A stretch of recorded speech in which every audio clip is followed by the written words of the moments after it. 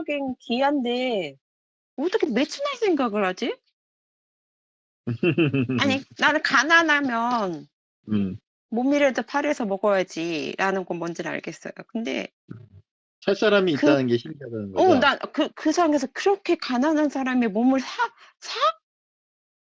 이거는 보통 그냥 기아가 아니잖아요. 이 기아 음. 상태는 정말 음. 길거리에 사람들이 죽어 가지고 저 빼짝 마른 사람이 이렇게 죽어 있더라고. 어? 음. 그런 기아잖아요.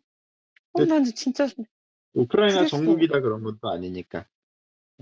그래서 그 모르님이 그게 다 그런 건 아니라는 증거이며 그다음에 그게 그래서 정부가 어떤 이 계획적인 어떤 기아 상태를 만든 거의 증거이기도 할 수도 있다라는 거를 써 주셔 가지고 '아 그럴 수도 있겠구나.' 그게 그 생각을 했죠 그게. 약간 그 재미있는 게 보면 그 관련된 글들 찾아보면 그 굶주리니까 딴 지역으로 가서 어떻게든 뭐 빌어먹거나 해야 되는데 그걸 막았어요. 딴 데로 못 가게 소문 퍼질까 봐. 그래서 더 많이 죽은 거예요, 사실은. 딴 나라나 딴 음 지역으로 이동하는 거를 금지시켜가지고 못 움직이게 했어요. 음 근데 아 이제 그걸 어떻게든 탈출해가지고 뭐 그런 사람 일부의 사람들이 뭐 증오하는 사람들도 있고 그랬겠죠. 되게 그래서 우크라이나는 지금도 일부러 자기들을 죽이려고 그랬다고 그렇게들 믿고 있는 것 같더라고요. 그러게요. 우크라이나에 대한 뭐 혐오 같은 게 있어서 그랬다 뭐 이런 식으로. 그게 사실 우크라이나가 아닌가요? 정설. 거의 정설로 얘기하는 것 같은 느낌이 들던데 그, 그거를. 예, 우크라이나가 이게 아무튼 그것 때문에 나중에 굉장히 그 뭐라 그러지? 그 독일이 2차 대전 때 왔을 때 굉장히 협조적으로 앞장서서 했다가 독일을 구역을 했다가 또 했던 뒤통수하게 당했다고 예, 그러더라고요. 그러니까 우크라이나 알고 보면 정말 그 우크라이나 역사나 그 관련된 그런 그 영화나 문학 같은 거 보면은 참, 참 이게 예? 그러니까 우크라이나가 음, 보니까 곡창지대고 그래서 왜 예, 그 우크라이나 대기근이 벌어지게 된 얘네가 더 타겟이 된 게 아니 우선 그 정책이 그 사회주의가 되면서 소련이 그 기본적으로 하는 농업 집단화 그다음에 무슨 그 축산이라고 해야 되나? 축산 집단화 뭐 이런 거를 다 시켜 버리잖아요. 그 과정 예, 속에서 이 우크라이나가 곡창지대니까 얘네들이 더 저항이 셌다고 하더라고요. 그러니까 맞아요. 예, 얘네가 그 저항이 전통적으로 셌으니까 예, 그러니까 더 얘네들을 더 본보기로 뭐랄까 더 이렇게 제재를 가한 것도 있고 그다음에 곡창지대니까 얘네들한테 다 군수 물자가 얘네들한테 다 갖고 왔었다면서요, 그 먹을 거 군인들이 먹을 거를. 그러니까 더 얘네들이 지역이 중요한 지역이었었다고 그러더라고요. 그러니깐 뭐라 그럴까 직접적인 대립 관계가 될 수밖에 없었던 그런 것도 있었나 싶더라고요. 그러면서 제가 이거를 보면서 이렇게 봤더니 그 시기에 우크라이나뿐만 아니라 다른 지역들도 대기근이 되게 많았어요 보니까. 맞아요. 예. 예 그래서 이게 사회주의 정책 때문에 그런 거였는지 우크라이나 말고도 다른 지역들도 사회주의를 실행하면서 기근들을 겪은 그 지역이 어마무지하더라고요. 많아요. 예. 어마무지하더라고요. 진짜 나 그러니까 끔찍할 그래서 정도로. 저는 이게 의도적이라기보다는 정보의 문제다. 사회주의는 지식 전달에 문제가 발생을 하거든요. 근데 이제 정보 전달의 문제가 굉장히 컸다. 우리는 굉장히 그게 이해가 안 가잖아요. 이게 하부에서 벌어지는 일들이 위로 상부로 보고되고 그게 거기에 맞춰서 이게 당연한 거라고 생각이 되는데 그게 당연하지가 않을 수 있다는 거죠. 목표 지향적인 어떤 그 정부 정책 하에서는 그런 게 그 차단이 되고 그 시장이라는 거 그 소통 경로가 없기 때문에 특히나 그래서 그 그 어 그러니까 왜 가축들도 다 집단화 시켜 버리니까 그 가축들마저도 다 이걸 뺏기느니 다 잡아 죽여 먹어야겠다라고 해서 정말 피 비린내 나게 동물들 다 잡았다고 하더라고요. 그래서 근데 그 왜, 그것도 있지만 사실은 곡물 수출량은 더 늘었다는 거 봐선 그것 때문만에 이제 생산량이 줄어서 당장 기근이 생겼다고 보기엔 조금 좀 그것도 뭐 영향이 있겠지만 예, 그런 건 생산량이 있는 준 거 것 같아요. 아니고 뺏어가니까 예. 그걸 다 잡아 먹었다는 거지. 그 새끼치는 그 동물들이 있잖아. 걔네들까지 다 네. 잡아 먹었다고 하더라고요. 그래가지고 소련이 그때 그걸 완전히 실패해가지고 농업이 다 완전히 망가졌다고 하더라고요. 그래서 소련이 붕괴될 때까지 그 농업이 회복되지 못해가지고 미국한테 곡식을 사서 먹었다고 그러던데요. 예, 맞아요. 그러니까 그래서 소련이 러시아가 처음에 되면서 다시 이제 농업이 좀 발달되기 시작했다 이런 걸 제가 좀 읽어가지고 되게 소련이 의외였어요. 그거. 처음부터 집단 농장을 하지 않았어요. 어느 사회주의 국가나 집단 농장을 처음부터 하지 않아요. 처음에는 토지를 소유하게 하고 그 잘 유지하게 한 다음에 생산량이 어느 정도 되고 유지하다가 이제 나중에 밀어붙이거든요.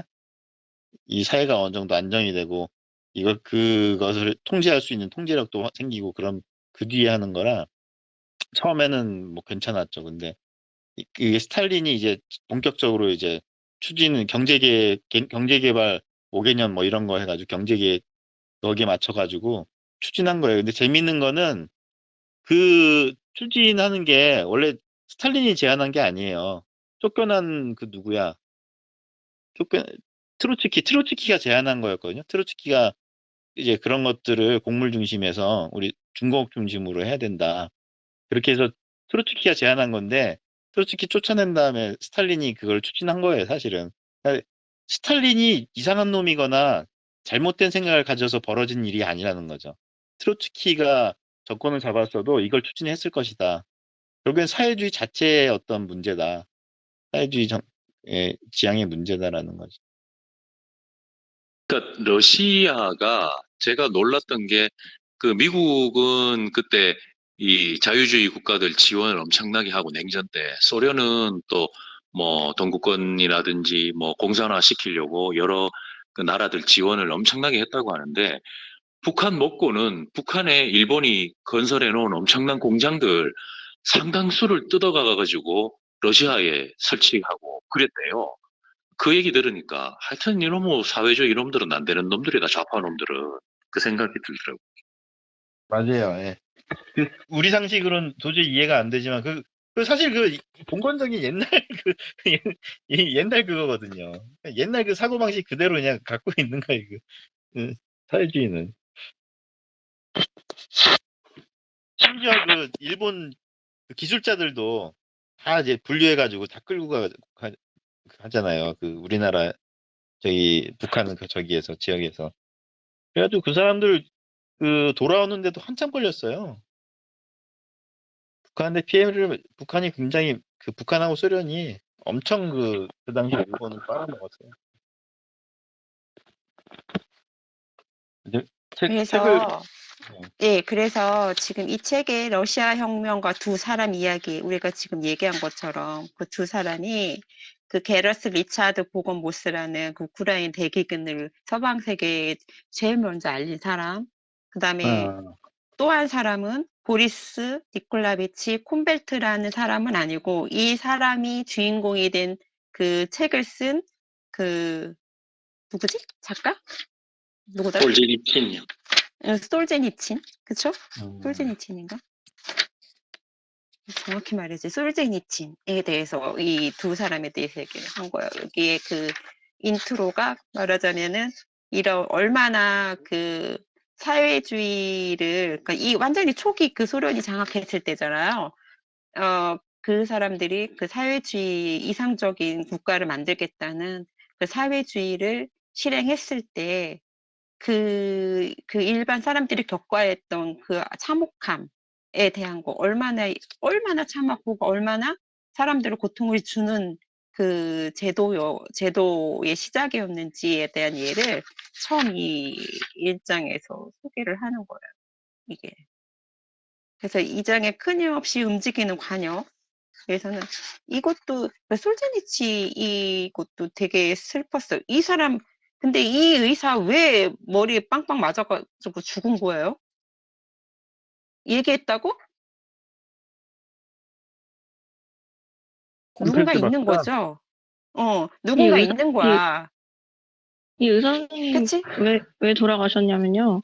응, 네, 이 의사 선생님의 그 사회주의 공산주의 그 나쁜 점들을 알고 있었던 거예요. 응. 그래서 그 상황에서 자기가 그거에 대해 누설하면은 죽게 되잖아요.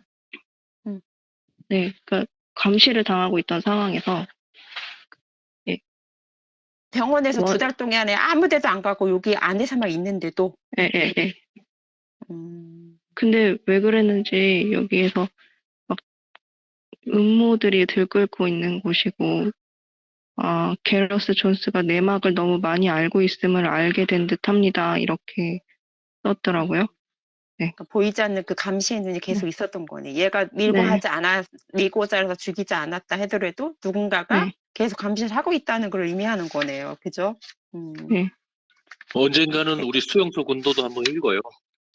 그러니까 그거, 전 못 읽을 것 같아. 너무 막 힘들 것 같아. 보면 괴로워.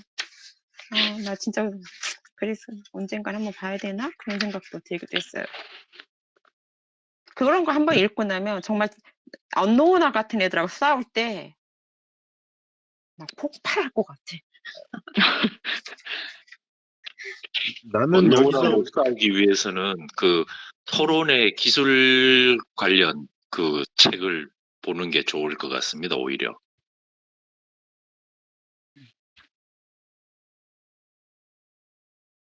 네. 나는 여기서 월터 듀렌티라고 한 친소련파 기자, 이 사람이 뭐 게러스 기사가 조작이라고 비난하고 막 그러잖아요. 굉장히 유력한 타임스지의 기자였는데, 이 사람은 죽을 때까지 행복하게 죽었어요. 이 사람 뭐였지, 무슨 상이야? 퓰리처상 받고 이런 사람이거든요. 그래서 죽을 때까지 나중에 이 사람이 거짓말이라고 했던 게 나중에 사실이, 우크라이나 대의원이 사실이라는 게 밝혀진 뒤에도 퓰리처상이 취소가 안 됐어요. 그래서 난 그거 보고 참, 게러스 존스는 굉장히 객사를 했는데 그렇게 참 죄를 지은 어떤 부역자들은 행복하게 죽는 게 사실은 현실이긴 하구나. 그래서 내세라는 거를 참 믿고 싶다 이런 생각이 들기도 하고 그랬어요. 그러니까 그 저는 도입 부분 참 슬펐어. 네. 맞아요. 그 말씀하세요. 앞부분이 되게 현실적이고 사실적이잖아요. 역사적인 그대로. 근데 뒤로 가면서 막 1, 2, 3, 4, 5, 6, 2, 3, 4, 5, 6 이런 데까지 보면 사회주의가 왜 이제 안 좋은 건지 그래서 논리적으로 얘기하는 게 있어서 이 부분은 좀 잘 정리돼 있어서 좋긴 했는데 앞부분 앞부분이랑 비교해서 그거 분위기가 끊임없이 움직이는 관여 무슨 내용인지 나한테 설명 좀 해주실래요? 전 이거 잘 이해 못하겠더라고. 몇 장이에요? 1장에서 2장, 1장에 아, 2. 이 챕터. 끊임없이 움직이는 관역. 왜 이 제목을 한 건지, 끊임없이 움직이는 관역이랑 이 내용하고 네. 어떤 연관성이 있는 건지 사실 약간 잘 모르고 헷갈리더라고요. 사회주의가,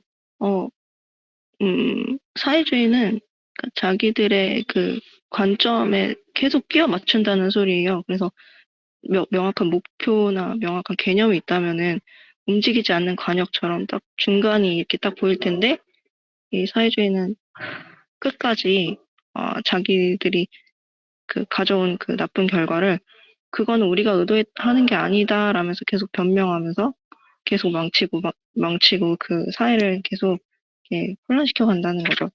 그래가지고 그거에 대한 그 설명을 해놓은 것으로 이 제목을 되게 정한 것 같아요.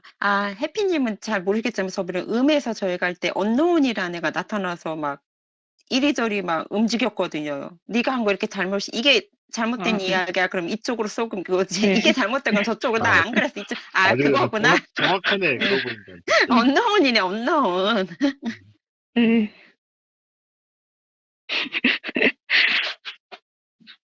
네. 나 그때 진짜 폭발했다, 나. 해피야.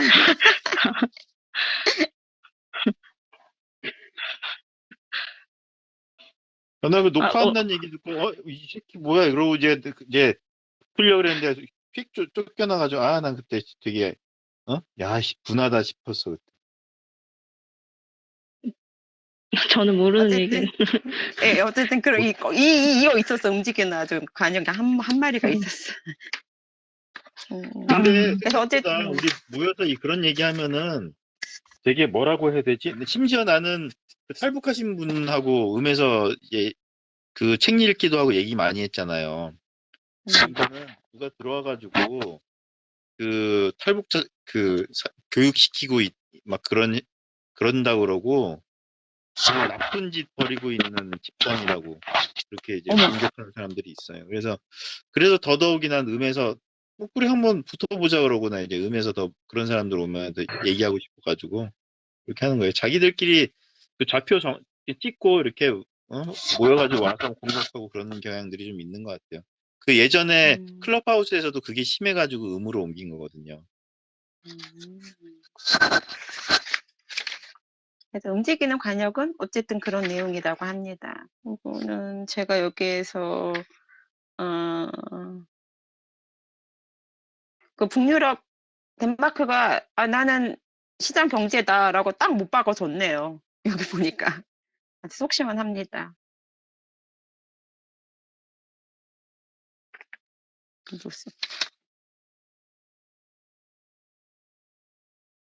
샌더스? 여기에선 어떤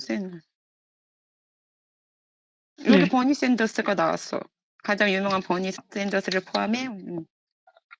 예, 그렇게 말했었어. 예, 딱 못 박아가지고 그 얘기가 이렇게 나오네요. 네.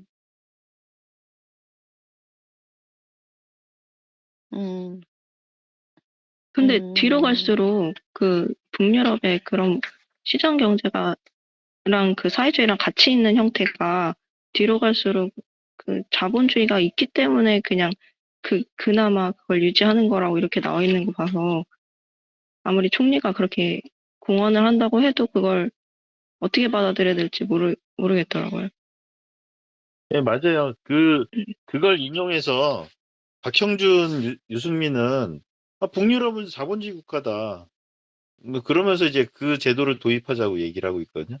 사실 시장 경제에 그 시장 경제는 있긴 한데 사실은 좀 사회민주주의 국가라 참. 근데 가장 중요한 건 여기 정리가 돼 있거든요. 걔네들이 요즘, 그러니까 움직이는 관역으로 해가지고 지금은 관역을 이제 나오는 거잖아요. 북유럽이 이제 사회주의 국가다면서 그쪽으로 자기네들은 그걸 지향한다 이렇게 얘기를 하니까 아주 큰 차이가 뭐냐면 북유럽 국가는 최저임금도 없고 미국보다 기업의 세금도 낮고 학교의 선택권도 굉장히 다양하고 자유무역에 기반을 둔 세계화된 경제 체제를 갖고 있고 그다음에 국영 기업이 거의 없다라는 특징을 갖고 있다는 거야, 북유럽이. 그럼 이거는 일단 분배 문제는 둘째 쳐도 기본 경제 구조 자체가 완전 시장 경제 자본주의인 거잖아요. 음.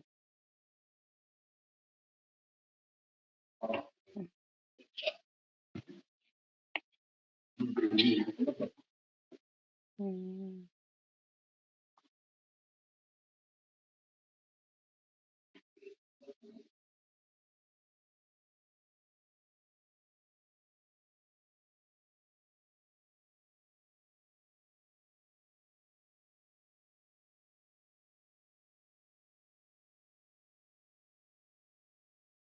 박형준은 이런 사실을 알고 얘기하는 건지 모르고 얘기하는 건지 잘 모르겠는 거예요. 알고 얘기했겠지. 알면서도 그러는 거예요?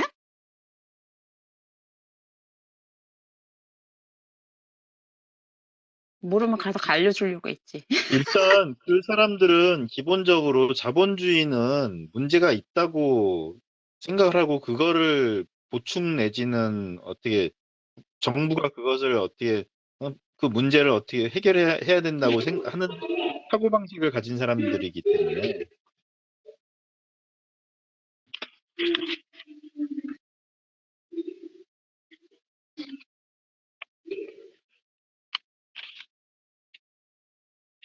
그러니까 자본주의는 자본주의 그 시장과 그런 부의 창출을 위해서 또 사회주의는 자신들이 생각하는 그런 이념을 위해서 또 따로따로 지지하는 거 아닐까요? 맞아요. 정확한 표현이에요. 네. 왜냐면 자본주의도 아쉽고 사회주의도 아쉽고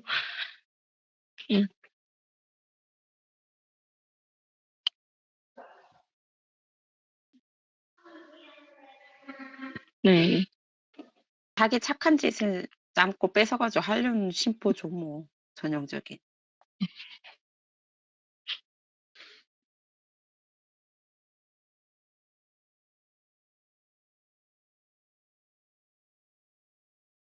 그게 그렇게 해서 벌어지는 게 사실은 국가자본주의 체제, 스웨덴이 사실은 북유럽 국가들이 시스템이 조금씩 다 다르거든요. 근데 이제 대부분 얘기하는 건 스웨덴 시스템이니까. 그래서 스웨덴 같은 국가자본주의 형태이거나 정실자본주의를 탄생시켜요. 미국의 리버럴들이 그 미국 민주주당이나 이런 애들이 딱 그 생각이거든요. 경제는 적이고 정치는 이제 이제 저기 사회주의적으로 뭐 이런 식의 개념들을 가진 사람들인데 걔네들이 내놓는 정책들이 누적이 되면서 정실자본주의가 탄생을 하잖아요. 그래서 그게 2008년 금융위기도 만들어내고 막 그러잖아요. 그래서 근데 문제는 그러면 자본주의가 원인이라고 사람들이 생각을 하는 결과들을 낳는다는 거죠. 그리고 더 문제는 현실적으로 자본주의라고 하는 것의 단점이 굉장히 뭐라고 해야 되지? 애매한 다시 얘기해 주세요. 잘 이해 못하겠어. 자본주의가 문제라고 한다고요? 자본주의가 문제인 것처럼 이제 보이게 된다는 거죠. 사실은 어. 국가 정책에 의해서 그 분배가 바뀌거든요. 정실 자본주의라고 하는 건 이제 국가 정책을 이용해서 뭔가 혜택을 받아가면서 이제 상층부가 더 뜯어먹는 독점력을 유지하면서 뭐 더 뜯어먹는 그런 거를 정실 자본주의라고 얘기하는데 그런 것이 형성이 되면 사람들은 저건 자본주의 자체의 모순이다 이렇게 받아들이면서 자본주의 그 체제 자체를 무너뜨리려는 사람들의 그, 그 노력들이 나온다는 거죠. 그래서 사실은 사회주의를 부르는 그, 그 사회주의로 가는 대마초다. 그렇게 저는 보통 얘기를 해요. 저는. 그래서 사회민주주의는 자본주의를 자발적으로 무너뜨리게 만드는 대마초라고 좀 보는 편이에요. 그 이 저자는 어떻게 생각하는 거예요? 저자들은 저자는 이게 보면 알겠지만 저자들이 조금씩 다 달라요. 장마다 다 다르게 써가지고 아, 다른 사람들이 다 써가지고 조금씩 내용이 다 그렇죠. 달라요. 근데 대체적으로 그 얘기예요. 사실은 이 책은 보니까 사실은 이 책이 나올 당시에 샌더스 열풍들 그 어? 민주적 사회주의자 뭐 이런 식으로 민주사회주의라고 하는 것의 인기를 끌 때 그게 아니다. 샌더스의 방식은 문제가 있다. 샌더스는 사실은 사회주의의 모습이다. 라는 걸 얘기하려고 사실은 이제 사람들이 나눠 쓴 것 같아요.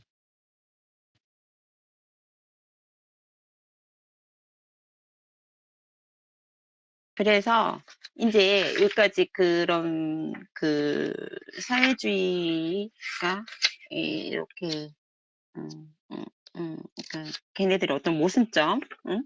걔네들의 모순점을 책임지지 않는 네. 그런 얘기하고 그다음에 자유 자유 자유님 뭐라고 말씀하시는 거예요? 저는 아니, 마이크 때문에 저 아닙니다. 제가, 예, 제가 호텔 로비에 있어가지고. 그 3장 눈보라야 아니면 눈송이인가에서 여기서는 이제 그 사회주의자들의 시각과 그다음에 자유주의자들의 시각의 아주 차이점을 음, 잘 설명해 줬어요. 그러니까 사회주의자들은 눈보라 치면 눈보라만 희미하게 보고 자유주의자들은 눈보라가 있지. 그치만 그 하나하나의 눈송이를 보지. 근데 눈송이는 눈송이만이 아니라 눈송이는 각각 수만 개 어느 하나도 동일하게 생긴 게 없다. 각각의 특성이 있다. 각각의 개인적 자질이 있다. 라는 거를 주목해서 본다는 거죠. 예, 그 차이가 굉장히 크다. 이 시각 때문에 이 세계관에서 세계관의 차이 때문에 사회를 바라보는 거, 사회를 어떻게 유지해 나가야 되지? 하는 게 완전히 분명하게 갈리기 시작한다. 그렇겠죠.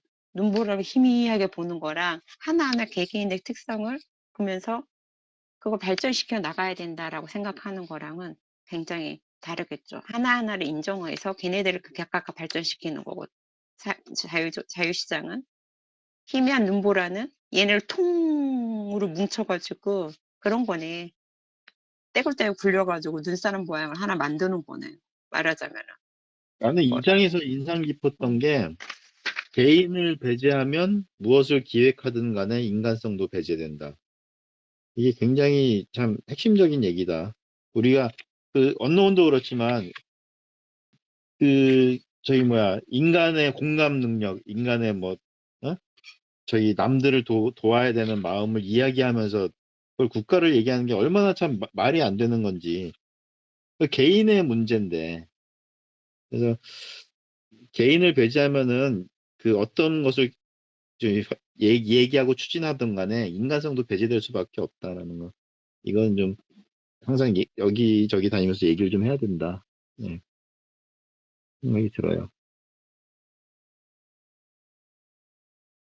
저는 이 장에 제일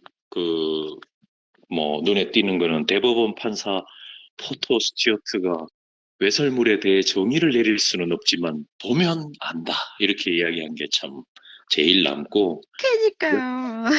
그 다음에 미하일 고르바초프 이 사람이 동독을 통일하게 또 해주고 그랬는데, 그러니까 사실은 그 사람이 뭐 자유주의자의 성격이 있어서 그랬고 이게 아니고 오히려 너무 철저한 사회주의자이기 때문에 그랬다 이런 얘기를 들었었는데, 좀 이 좌파들은 감성 공략이 필요한 게 아닌가 이런 생각이 드네요. 여기도 뭐 예수가 최초의 사회주의자다. 처음으로 인류를 위한 더 나은 삶을 추구했기 때문에 이렇게 이야기를 했다는데, 좌파들은 감성 공략하는 게 제일 중요하지 않나 그런 생각이 듭니다.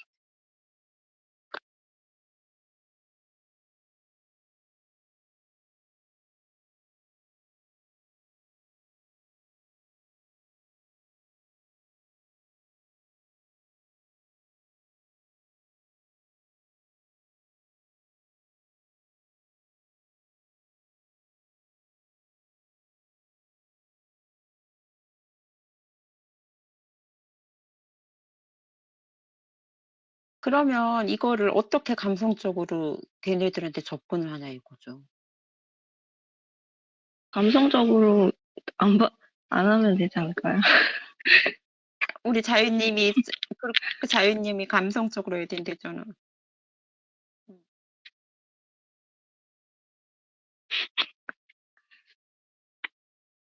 아, 폭발해?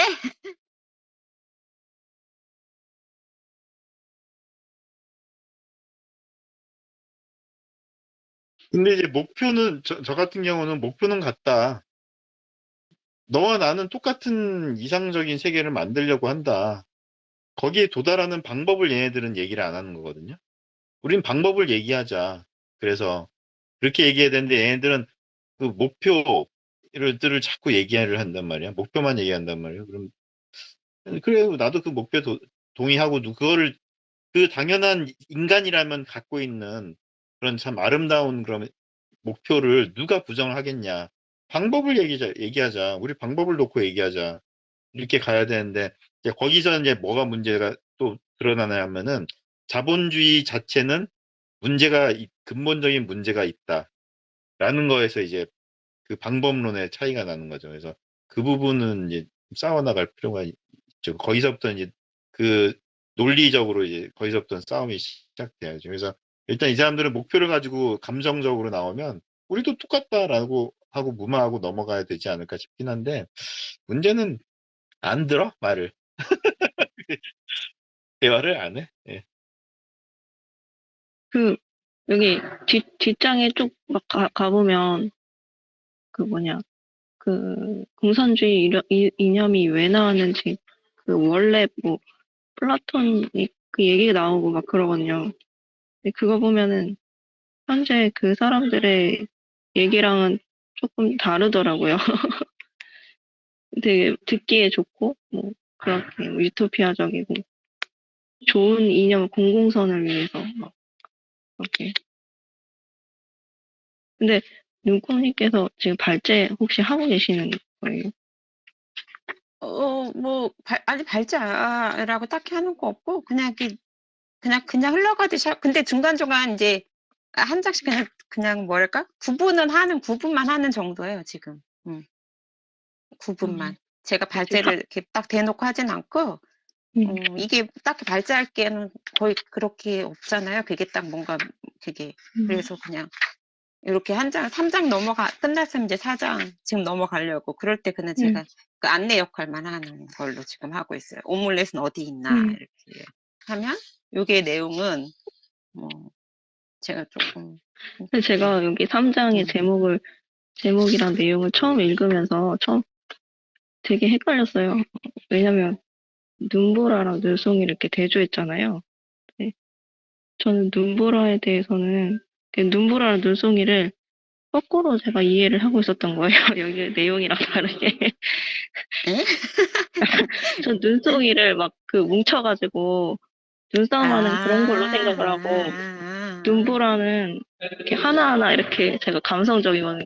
감성적이 눈이 내릴 때 이렇게 창문에 딱 눈보라 이렇게 하잖아요. 그래가지고 그런 게 개인주의적 그런 걸로 이해를 해가지고 그거 중간에 되게 그랬었어요. 이거 이상하겠다. 그러면 그 시각으로 보면은. 네.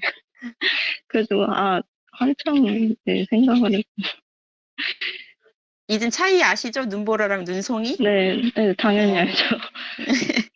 눈송이는 그 결정체가 나타나는 그 하나하나의 그거를 여기서 말하는 것 네. 같아요. 눈보라는 그게 합쳐져서 차라리 그 한꺼번에 쫙 보이는 눈의 거. 그 모양이라고 했으면, 눈 결정체라고 했으면 또 이해가 쉬웠을 텐데. 눈송이라고 하니까 뭐. 아무튼 잡설입니다. 여기 미제스 얘기도 간간히 나와서 좀 반가워요. 읽다 보면. 여기 나오는구나. 모리님, 막 개인을 배제하면 무엇을 기획하든 간에 인간성도 배제된다. 이웃에게 개인적으로 얼굴을 맞대고 부담을 준다면 절대 하지 않을 일이지만 공공의 선을 명목 아래 뭐 그런 것도 다 할 수 있다라는 얘기. 그다음에 4장 오믈렛은 어디 있나로 넘어갈까요? 여기에는 뭐 이런 얘기죠. 사회주의자들은 말은 막 천리백리 가지만은 실제로 하는 결과는 하나도 없다. 오히려 다 망쳐놓기만 한다. 그 얘기. 그 굉장히 유명한 말이에요. 달걀을 깨지 않고는 오믈렛을 만들 수 없다는 그래요? 사회주의자들이 항상 하는 얘기예요. 희생은 감수해야 된다. 항상 하는 얘기예요. 사람 많이 죽은 거에 대한 그런 얘기구나. 이게 그 변명 같은 그런 예, 거구나. 평소년 때부터 시작된 음. 사회주의자들이 아주 단골 멘트예요.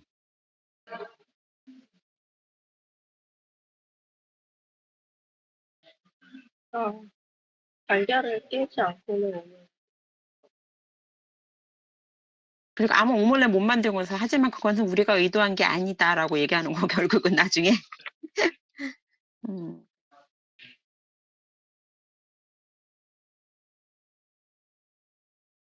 우리는 맨날 자유평등 파괴라고 하는데, 그 파괴가 프랑스로는 모르겠고, 영어로는 fraternity잖아요.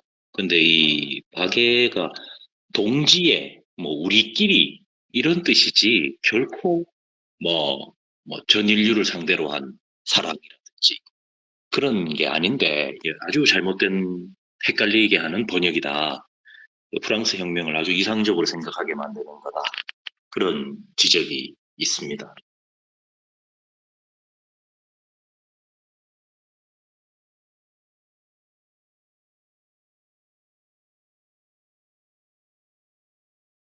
그런 혁명은 실패한 혁명으로 사회주의자도 얘기를 해요.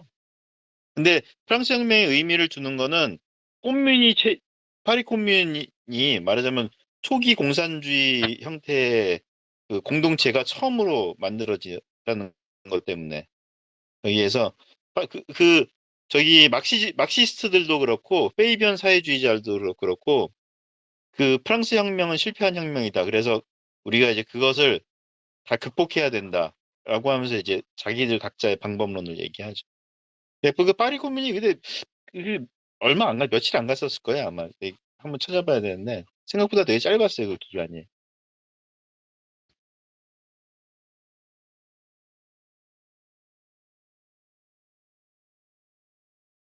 그래서 얘네들이 오믈렛 못 만드는 이유가 여기 두 번째 제목 거대하고 무능력한 관료주의 때문에 결국은 오믈렛을 만들 수가 없다라는 그, 어, 그 원초적 문제가 있다는 거죠. 그 자체가 구조 자체가 그렇게 될 수밖에 없다는 거죠.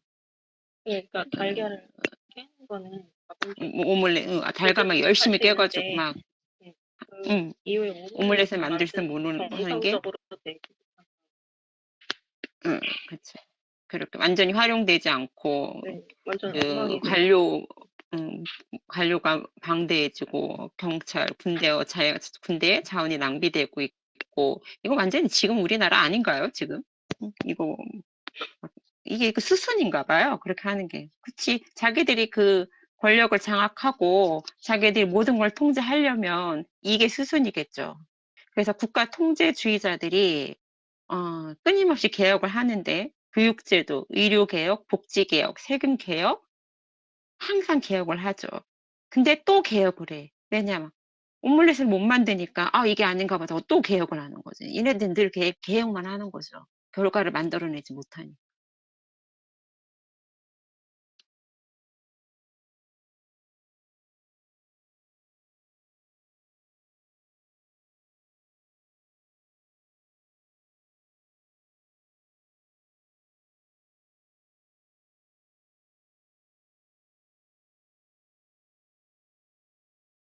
근데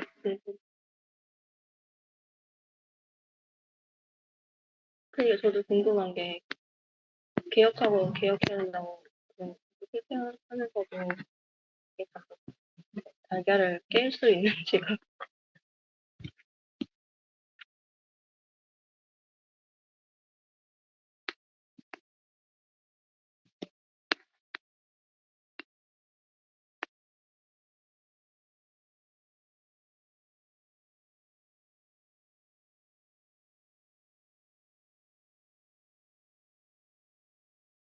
그래서 5장으로 넘어가면 이 나 얘네들이 오장하기 전에 나 이 얘기하고 싶어. 응, 바스티아 저기에서 참 내 마음에 드는 게 그 마음에 드는 문장이 참 많은데 이 마지막에 보면 사람들이 쓸데없는 제도를 너무 많이 만들었다. 모든 제도를 거부하고 자유를 시도해야 된다. 그 이제 여기선 번역을 이렇게 했는데 나는 바스티아가 얘기하는 거는 굉장히 인간에 대한 신뢰? 이 하나님의 작품이라고 하는 인간에 대한 그 신뢰라는 게 깔려 있지 않으면은 자유를 시도할 수 없다는 그런 생각이 좀 들거든요.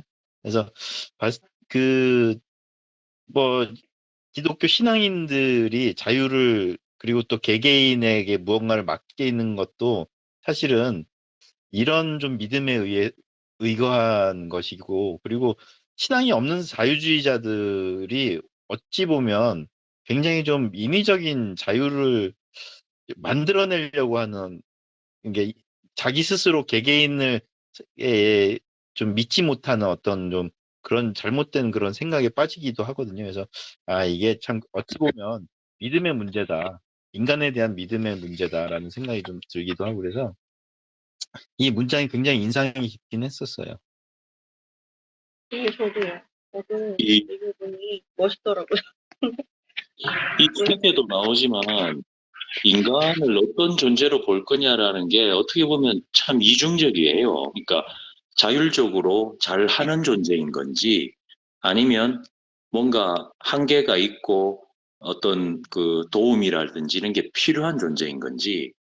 근데 지금 이 우리 일장 부분에서는 인간이라는 게 그러니까 이기적인 그러니까 그 셀프 인터레스트하는 그런 존재다. 그러니까 이상적으로 바라보면 오히려 안 된다는 식으로 보고 있는데 그 모리님 이야기하시는 거하고는 또 정반대 이야기인데 물론 어떤 이야기 하는 건지는 충분히 제가 알지만 이게 참 뭐 어떤 이런 논쟁들 나올 때마다 인간에 대한 관점은 뭐 이중적일 수밖에 없을 수도 있지만 이야기하는 게 항상 보면 이중적이다. 그리고 신앙 부분은 저는 뭐 우리나라가 자꾸 신앙적인 이야기를 하지 실제로 종교라는 거는 저는 세계관이라고 생각하는데 우리나라에 오면서 변질이 돼서 믿느냐 안 믿느냐 이런 관점이 된 거지 뭐 그렇게 생각을 하는데 어쨌든 저는 뭐 종교는 극복을 해야 되는 건너가기 위한 다리다라고 생각을 합니다. 뭘 위해 건너가요? 자유님? 그러니까 뭐 마음의 안식이 됐든 평온이 됐든 그 더 큰 뭐 이상 추구가 되었든 간에 그런 거를 위한 어떤 뭐 말 그대로 그 건너가기 위한 도구이지 그거 자체가 목표는 아니다라고 저는 개인적으로 생각합니다. 아, 음, 근데 또 그게 또 반대. 해띠님은 어떻게 생각해요, 그러면? 저요? 저는 자유님 말씀.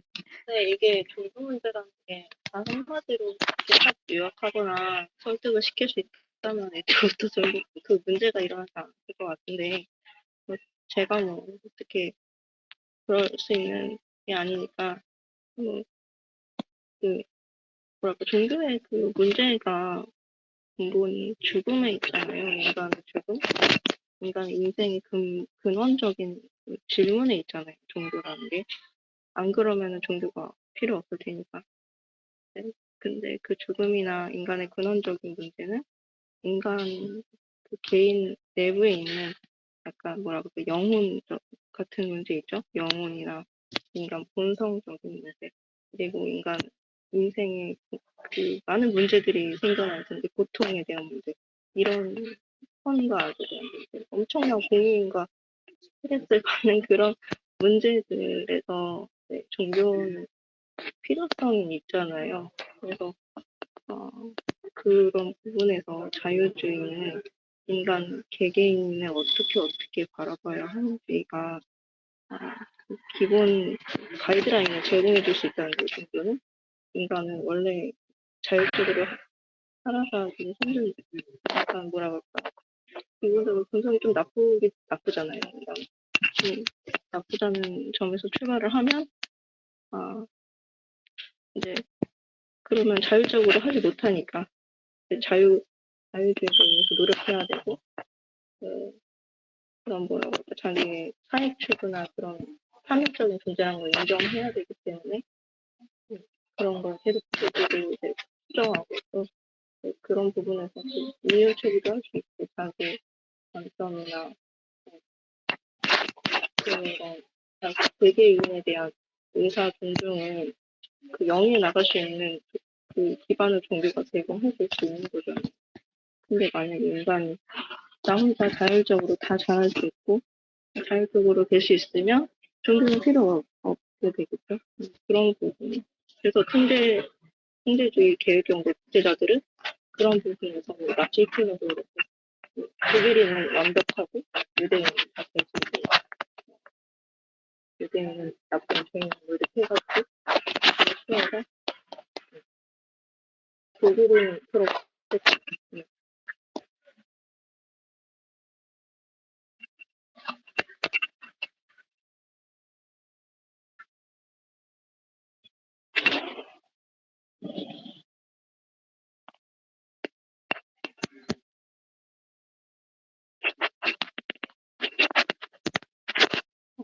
어디서 네. 이렇게 되고 있지? 어렵네요.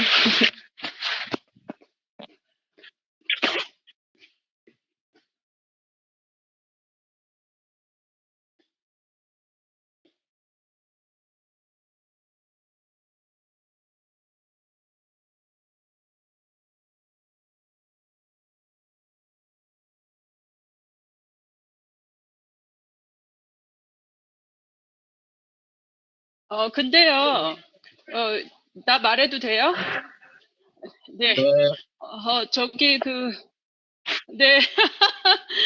지금 그 귀갓길에서 잠시 마이크를 킨 게, 주변에 아무도 없어서, 종교라고 이제 했었을 때, 이게 꼬투리 잡으려고 하는 건 아니고, 유대 기독교 계통의 종교만 있는 게 아니잖아요. 그러니까 실제 힌두교 같은 걸 보면 굉장히 극단적으로 죽음을 추앙을 해요. 뭐, 실제로 뭐 죽은 시체를 먹기도 하고, 그러니까 이제 우리가 종교다라고 얘기를 했었을 때에는 너무 범위가 넓어요, 사실은. 그러니까 그리고 우리의 가까운 불교도 사실은 좀 그런 세속을 멀리 하면서 이제 죽음을 추앙하는 쪽에 가까운 그런 부류도 있거든요, 사실은.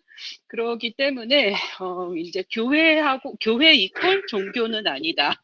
그리고 자유주의 전통이 이제 서양에서 시작이 되고, 그리고 이제 유대 기독교 전통에서 시작이 됐다라고 말하는 이유가 무엇일까에 대해서 굉장히 많은 사람들이 고민을 하고, 또 이제 책도 많이 나오고 그러긴 했지만, 그것에 동의를 하던 하지 않던 간에 일단 세계의 종교는 굉장히 넓고, 그리고 뭐라고 해야 되나, 깊이도 다 다르다.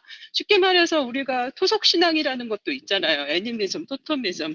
근데 그런 것들도 다 포함을 하는 것이기 때문에 우리가 좀 어떤 용어를 쓸 때에는 정확하게 정육을 해주세요. 감사합니다. 근데 나는 그 선악의 개념은 이제 뭐 잘 모르겠고, 다만 이렇게 좀 비유하면 어떨까 싶어요. 인간이란 존재가 완벽하기 때문에 언젠가 답을 찾아내기 때문에 믿는 게 아니잖아요. 왜냐하면 아이를 처음 키우는 부모들은 아이를 못 믿으니까 자꾸 훈육하려 하고 엄격하게 하려고 하지만, 사실은 아이를 한번 그렇게 키워본 할머니, 할아버지들은 아이들을 무조건 품어주잖아요. 사랑하고 무조건 믿어주고. 인간은 이제 약간 그런 거 아닐까 싶어요. 인간은 애정을 충분히 주고 믿어주고 해도 괜찮다라고, 그러면 오히려 더 잘 될 것이라고 하는 어떤 그런 정도의 믿음? 이 아이가 정말 완벽하고 답을 다 찾아내는 아이가라서 믿어준다기보다는 약간 그런 쪽의 믿음에 가깝지 않을까? 뭐 그래서 나는 종교적인 어떤 사랑이나 믿음하고 뭔가 통하는 근원적인 어떤 인간에 대한 신뢰, 이런 것들이 좀 통하는 거 아닌가, 이런 생각이 좀 들기도 했었어요. 뭐지? 아까 서대에서 나왔잖아요. 총 맞고 돌아간 의사 선생님. 그분이 감옥 수용소 안에서, 어, 뭐라 그럴까, 환자들을 계속 잘 돌봐주고 이렇게 한 그 원인이 자신이 기독교? 신앙이 있었던 것 같아요. 네. 처음에 그러니까, 유태인이라서 갇혔다가 나중에 네, 개종. 어디야, 그 수용소에서 기독교인들이 네, 굉장히 좋은 네, 점을 보고 개종했다는 거죠. 네네. 그러니까 자신도 양심적으로 그걸 지켜야 되는데 끝까지, 네, 그거에 대해서 반발은 할 수 없는 이제 되게 답답한 상황이고 하니까, 아, 이제 끝까지 이제 환자들 잘 돌보다가 나중에 끌려간 거 같아요. 근데 그게 기독교가 종교로서 존재하는 가치가 거기에 있는 것 같아요. 네.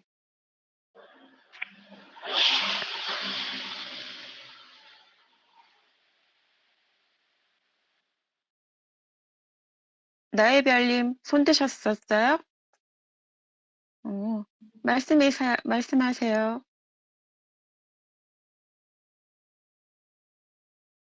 저 손 든 거 아닌데 듣지 마, 선생님. 제 잘못 눌렀나 봐요. 아, 선생님. 저 전번에 이거 한번 오케이. 이거 합쳐가지고 책 다시 한번 이거 책에 다시 한번 들어가 본 건데 제가 잘못 들었나 봐요. 네, 잘못 듣고 있습니다. 그러니까 손든 거 아니라는 거죠? 예. 됐네. 알아. 처음 써봐가지고 오늘은 그리고 그 종교를 이제 넘어가는 것이다 또는 극복하는 것이다라는 의견에 대해서 너무 또 종교를 가지고 있는 사람 입장에서 이렇게 뭐라고 해야 되나 강인하게 받아들일 필요가 없는 게 저는 특히 개신교 전통이잖아요. 제가 감리교이니까.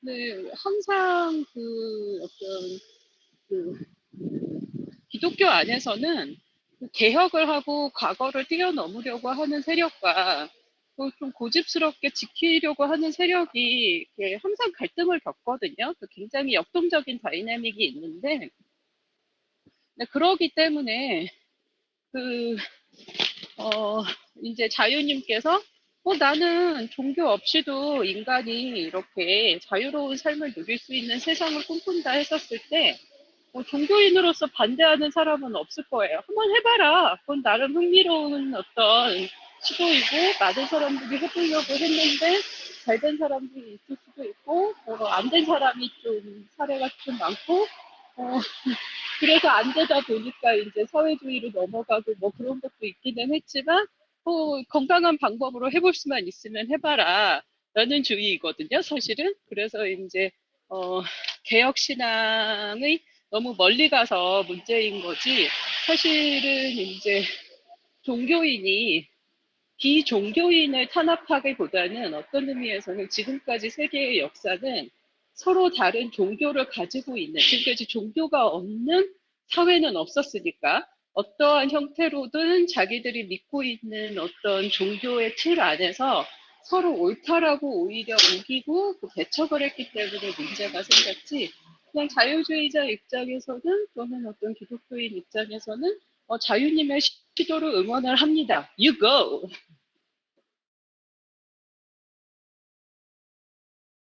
비밀번호 유고 자연님. 그래, 응. 자연은 유고. 그 다음에 그래서 어쨌든 여기에서 아까 저기 자연님이 말씀하셨듯이 그 사회주의자들은 사회주의와 그 자유주의자들은 인간 자체를 보는 시각이 달라요. 뭐 자유주의자들은 인간은 다면적이고 복잡하고 자기가 각 개개인의 특성이 있고 사회 추구도 하고 한다고 보지만 그 사회주의자들은 그 인간은 탐욕스럽고 무정하기 때문에 그리고 인간은 새로운 인간으로 탄생시켜야 된다. 모두가 행복하게 살려면 인간을 개조해야 된다는 게 기본적인 그 인간관이라고 해요, 여기에서. 그래서 인간을 개조해서 모두가 잘 사는 안락한 그 사회를 만들려면 어떻게 해야 되는가라고 이제 앞으로 그 얘기가 펼쳐나가죠. 그렇지만 여기서 얘기해요. 인간은 그 사익 추구를 하고 자기 개인의 그 자유가 존중되길 바라고 그다음에 이익을 갖기를 원하고 하기 때문에 그거는 본능이라 그거를 소멸하고 억제시키려면 절대적인 힘을 필요로 한다는 거죠. 어쩔 수 없이. 그러니까 사회주의가 기본적으로 사회주의가 응,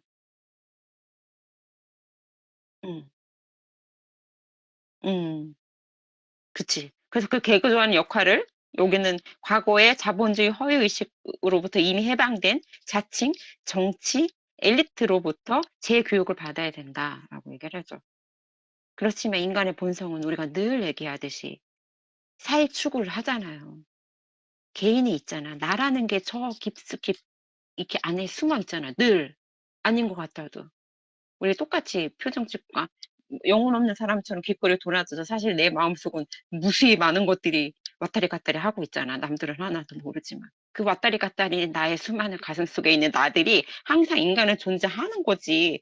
그러니까 얘네들을 언제 삐져나올지 모르는 이 개개인의 자아들을 억누르려고 하면 물론 사회주의자들은 그걸 인정하지 않으려고 하지만 인정하지 않아도 사람은 그게 있으니까 그걸 찍어 누르려고 하면 절대적인 권력과 그런 구조를 탄생시켜야 된다는 거죠.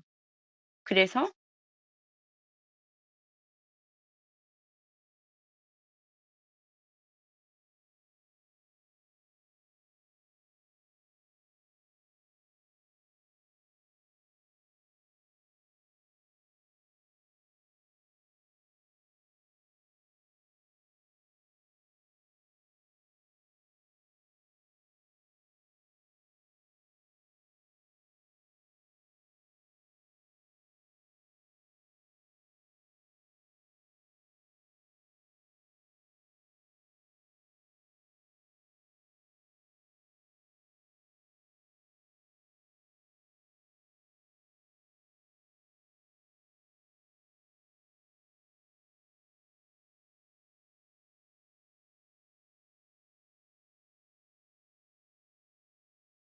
배진현이 누구예요? 아, 맞다.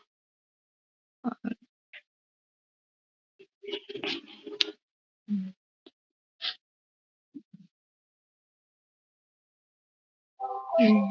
근데 이 책에서 그런 부분이 좀 잘 설명이 돼 있더라고요. 전 책에서는 좀 이론적으로 설명이 잘 돼 있었다면, 이 책은 뭔가 더 한 단계 좀 그거를 질문을 많이 해소해 주는 것 같아요. 그러니까 이 책은 약간 숲을 보게 해주죠. 네. 숲을 좀 보게 해주는 그런 게 있는 것 같아요. 전체 이렇게. 그래서 약간 이 책도 나름 이 책의 그 특성이 있어요. 보니까. 그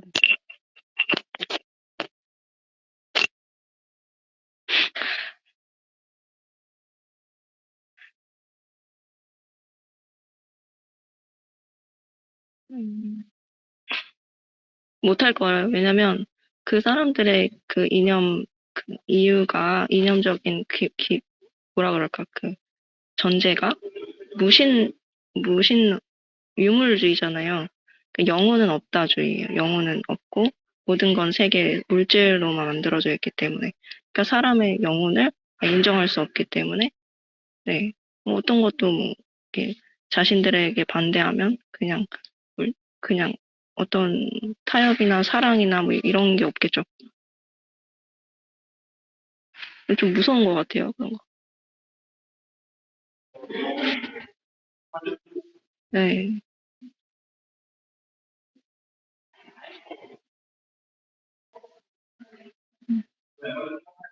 음.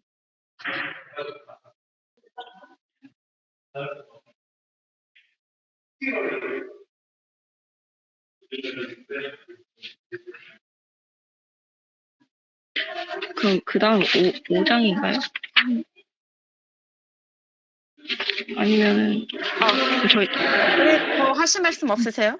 그래서 여기는 이제 전개가 그렇기 때문에 이제 꽉 잡을 중앙 계획 경제를 해서 사람들한테 하나 명령하기 시작하는 거죠. 얘네들이 못 믿으니까 다 개조시켜 버려야 되니까. 그래서 하나하나 어떻게 여기 끝부분에 일상의 단 한 자락도 허용할 수 없다고. 삶의 형태, 내용, 질, 특징들 모든 권력을 주고 모든 것을 아우르는 사회주의 국가의 통제와 결정으로부터 자유로우지 못한 그런 전체주의 사회 국가를 만든다라고 하는 거죠. 근데 그게 불가능하다는 거죠. 6장으로 넘어가서. 왜 불가능할까? 우린 이렇게 잘 알고 있죠. 여기 항상 늘 뭐 여기저기 하이에크부터 시작해서 미제스도 얘기해주고 밀턴 프리드만도 얘기하기 시작했고 물론 우리 정기재 축구인도 얘기했고 그래서 여기 나오는 거 불가능한 이유들에 대해서 6장에서 나오고 있어요. 6장 좀 누가 좀 얘기 좀 해주세요. 전 막 급하게 읽느라고 줄만 치고 6장이요. 말았네요. 여기서 6장. 저는 5장에 그 31쪽에 중요한 칼 막스 이야기를 한번 짚었으면 싶은데, 칼 마르크스의 청사진에 따르면 자원 희소성을 극복한 공산주의 지상낙원의 도래로 모든 노동과 걱정에서 해방된 인류는 자유롭게 아침에는 사냥을 하고 오후에는 낚시를 하며 불가에 둘러앉아 공산주의 동료들과 사회주의 철학을 논할 것이다. 뭐 저녁에는 이 빠진 것 같기도 한데 하여튼 이 얘기가 정말 무시무시하고 막스 이놈은 정말 시대에 뭐라고 해야 될지 이렇게 인류에 나쁜 그거를 큰 영향을 끼치나 싶은데 이 이야기를 가지고 또 특이점이 오면은 진짜로 인간은 노동에서 해방이 되고 누구나 평등한 세상이 돼야 될 건데 그것 때문에 자본가들을 미리 때려잡아 놔야 되고 미리 법을 만들어서 로봇세라든지 이런 것도 물려야 되고 계속 그런 논리를 사회주의 공산주의 아직 안 죽었다. 아직도 사실은 우리가 도달하지 못한 이유가 이런 시절이 안 왔기 때문이다. 칼 막스야말로 미래를 내다본 것이었다. 그렇게 이야기하는 사람도 상당히 있습니다. 아, 지금 그렇게 얘기하고 있는 사람들이 있다고요? 네. 아, 하긴 그렇게 실제로 얘기한다고 했어. 아직 철저한 사회주의가 되지 않았기 때문에 그런 거다라고. 근데 실제로 이런 사고방식에서 출발한 게 기본소득제예요. 기본소득제 좌파애들이랑 기본소득제 논쟁을 해보면 이게 깔려 있어요. 언젠가 이렇게 될 것, 기계의 생산성이 인간의 생산을 따라잡기 때문에 기본소득제를 지금부터 논의해야 된다 이런 식으로 그, 그 정신이 흘러가거든요. 사고의 흐름이 그렇게 가거든요. 기본소득제가 흘러간다고요? 어떻게 이게 기본소득제가 자신 이렇게 잘 자연스럽게 기본소득제를 흘러간다. 주장하게 된, 예, 기본소득제를 주장하게 된 그 생각의 흐름이 사실은 여기에서 시작이 되는 거예요. 이 공산주의적인 세계관에서 시작을 해요. 기계 생산성이 언젠가 인간의 생산성을 따라잡고 그래서 우리는 이제 노동과 거기서 해방되는 시기가 오게 되고 그런 세계관에서부터 그 기본소득제의 어떤 좀 결론으로 흘러가게 되는 거예요. 음, 기본소득제는 오히려 그쪽에서 먼저 이야기했지 않습니까? 그거를 그냥 좌파들이 그걸 갖고 와가지고 그걸 이런 거에 빗대가지고 논리로 써먹고 자기들 걸로 만들고 뭐 용어를 뺏어가고 이런 것처럼 하는 거지. 기본소득제 자체는 복지제도가 계속 늘어나니까 이런 식으로 하면 안 된다. 한 개로 차라리 통합하고 치우자. 이렇게 이야기해서 나온 거 아닌가요? 이제 그쪽에서 얘기하는 기본소득세는 이제 이 논리예요. 이름을 그걸 가져오긴 했는데 이 사람들은 복지를 뭐 어떻게 이런 개념이 아닌 거예요. 결국에는 AI 시대가 열리고 로봇 시대가 열리기 때문에 결국에는 우리는 거기서 밀려나게 되고 그 기계 생산성이 인간을 앞지르게 되는 시기가 온다. 그래서 그 로봇의 얘기도 사실은 기본소득제와 같은 전제에서 출발한 발상이에요, 사실은. 음. 그러니까 기본소득제도 자본주의 쪽이 있고 사회주의 쪽이 따로 있다는 거네요. 그렇죠. 이제 여기는 부의소득세, 음해소득세라고 이제 얘기를 하는 거고, 얘들은 이제 기본소득세는 그 기본적으로 돈을 얼마를 주자고 하는 거고, 이제. 근데 이쪽에서, 너희들도 똑같은 얘기 아니냐. 네거티브 인컴 텍스, 부의소득세가 기본소득세랑 같은 거 아니냐, 이제, 라고 공격을 하긴 하는데, 사실은 조금 다르죠. 우리는 이제 세금의 기준을 디지털식으로 하지 말고 아날로그식으로 해서 이제 저희 뭐라 그러지 중간에 그 노동의 의욕이 꺾이거나 이렇게 하지 않고 자연스럽게 머무르지 않고 일을 할 수 있는 쪽으로 이렇게 갱생이 자연스럽게 되도록 하자 뭐 이런 얘기. 그건 이제 우리 선택의 자유 하면은 이게 나오니까는요. 그렇게 주장하는 건 사실은 다른 거예요. 이름도 다르고 내용도 달라요, 사실은.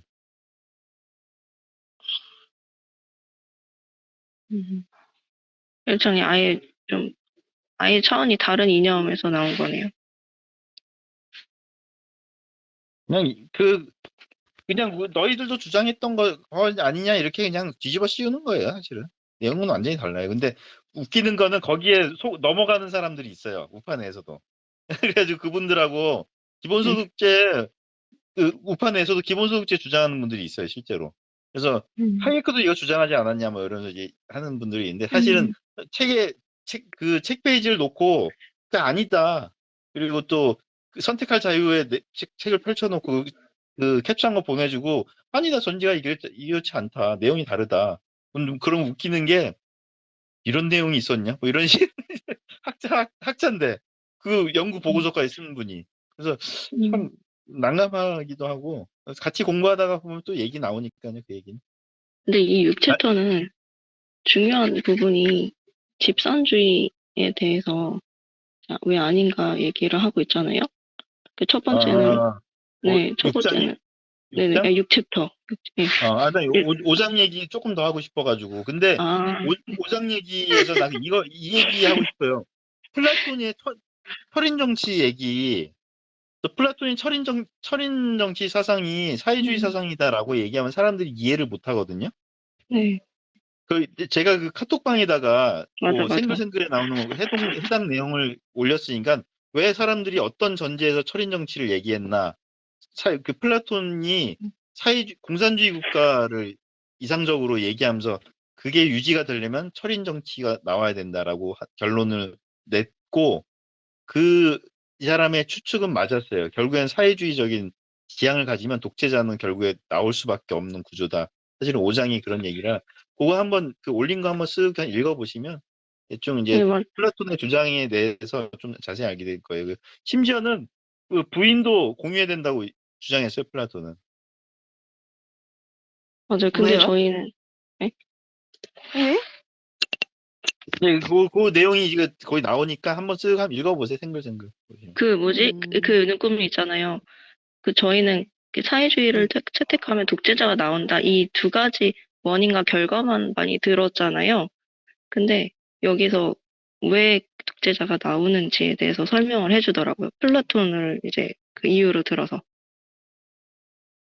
이게 플라톤이 그냥 무조건 이상주의적 국가를 얘기해서 좋은 국가를 얘기한다고만 생각했는데 그게 아니라 플라톤이 말한 이상 국가는 철인 정치. 그러니까 무조건 이렇게 네, 그러니까 머리가 이성적인 지도자, 이성적이고 우월한 지도자를 세워야 된다.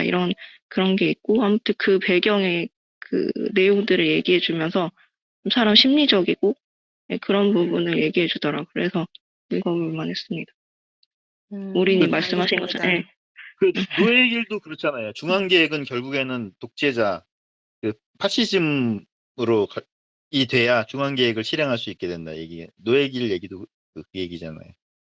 네. 그게 그러니까 설명이 돼야 돼요.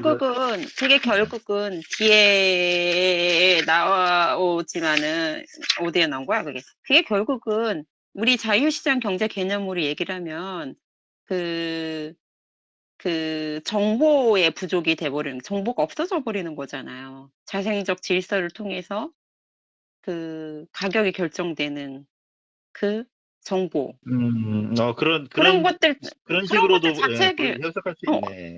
근데 그게 아예 없으니까. 근데 음. 사람이 사는 거는, 일단 사람이 산다는 거는, 자유주의든 사회주의든 간에 먹고 자고 살아가는 거잖아요. 입고. 그렇잖아요.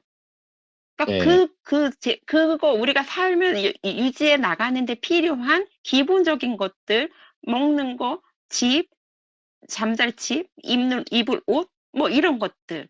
그런 기본 것들이 필요한데, 그거에 다 파생 상품들인 거잖아요. 모든 게 사실은.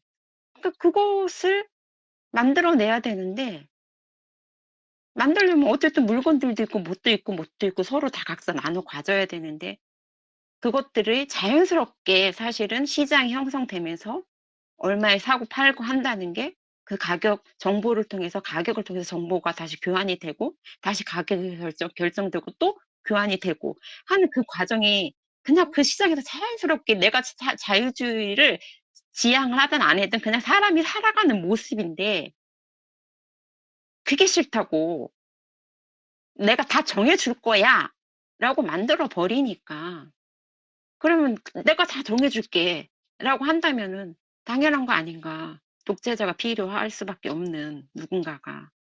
나 이 얘기 왜 하고 있는 거예요, 근데? 왜 이 얘기했지? 어쨌든, 지금 그 그, 책이 결국은, 그 내용이 책에 나오는 거. 그러니까 독재자 왜 필요한가에 대한 얘기가 아마 그렇게 되는 거 아닌가 싶어요, 그게. 어렵게 생각하지 않아도. 나 이 얘기 한 이유가 있는데, 잊어버렸네, 얘기하다.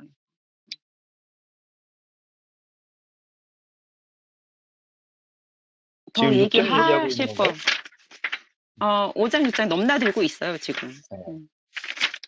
5, 6챕터가 6장? 조금 어려워. 나 6장은 약간 좀 어려워. 여기는 그래가지고, 응. 집산주의 그게 왜 나쁜 건지.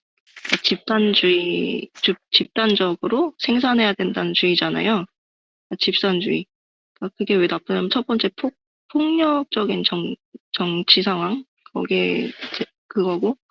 두 번째는, 이제 노동하면 보상이 오는데 그 관계가 이제 나빠진다. 이런 얘기가 나오고, 그 두 가지가 이렇게 나와요. 그 다음에는 시장 가격 속에 사람들이 가치 평가가 다 들어있다. 그러면서 눈꽃이 말씀하신 그 얘기가 나와요. 그 다음에 중앙계획경제랑 합리적인 계획. 이거는 합리적인 계획을 반대하는 게 이제 중앙계획경제다. 이런 얘기고. 그 다음에 문명사회의 종말. 이렇게 나와서 여기는 이제 우리가 살아가는 이 일상적인 하나하나 그게 다 이제 망가지게 된다. 이런 얘기가 나온 것 같아요.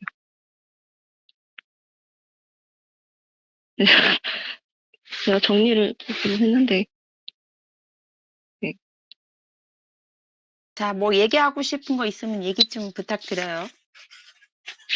지금, 있어가지고 뭘 적어놨네.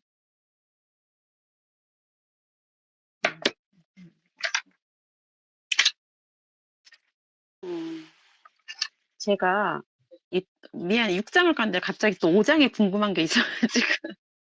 5장에서 이거 있잖아요. 그러니까 공산주의가 도시나 마을뿐만 아니라 정부, 소유의 어떤 집이 당신의 거주지가 될 것인지, 오락시설, 휴식 공간, 생산물, 소비자의 종류, 그것이 분배될 장사, 사람까지 이 모든 것들을 프롤레타리아 독자 명령에 따라 중앙 계약서들을 결정했다.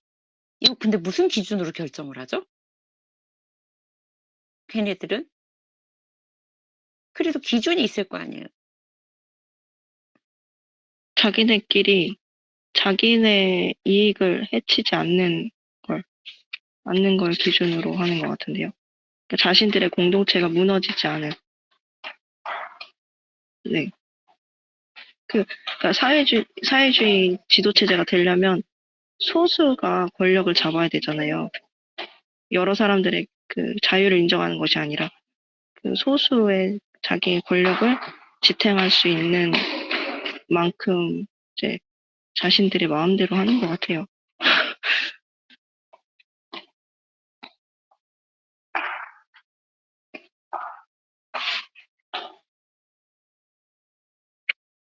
권력을 해치지 않는 만큼. 그러니까 이 말 자체가 참 모순인 거예요. 그쵸? 이 자체가. 네. 그래서 사회주의 인간은 계획경제 시스템 중앙계획으로 가다 보면은 서로 이제 그런 것들을 어필하려고 하는 집단적인 그 노력들이 발생하잖아요. 지금 우리나라에서 벌어지듯이 이익 집단들 같이 직종별로 뭐 별로 이제 뭉쳐가지고 우리는 이런 것을 이제 받을 만한 집단이다. 우리는 이런 것을 받아야 한다는 것을 계속 어필하잖아요. 이게 그 거기에 따라서 결정이 되는 경향이 생기죠. 근데 그 이익 집단 얘기 하이에크에서 나왔죠. 그럼요. 예. 거기 나오는 한일패에서 얘기예요, 다. 이익집단 얘기 나왔던 것 같아. 그렇게 되겠네. 이익집단이 생기는 걸로. 자연히 제가 말씀하신 자주 뒷도. 얘기를 하는 건데, 사회주의가 노동자 농민을 위한 그게 아니에요. 필요한 시기에 따라서 누군가를 그때그때 밀어줘요. 그래서 중국 오성홍기 얘기할 때 제가 얘기했잖아요. 그 오성홍기의 그 주변에 있는 그 4개의 별 중에 2개가 자본가를 상징하는 거라고. 노동자 농민을 내세웠다고 해서 노동자 농민만을 그렇게 하지 않아요. 그때 아마 여기 들어와 있는 우리 저희 나이별님은 잘 아실 거예요. 그때 그 목표에 따라서 그때 밀어주는 게 다르고. 저희, 저희,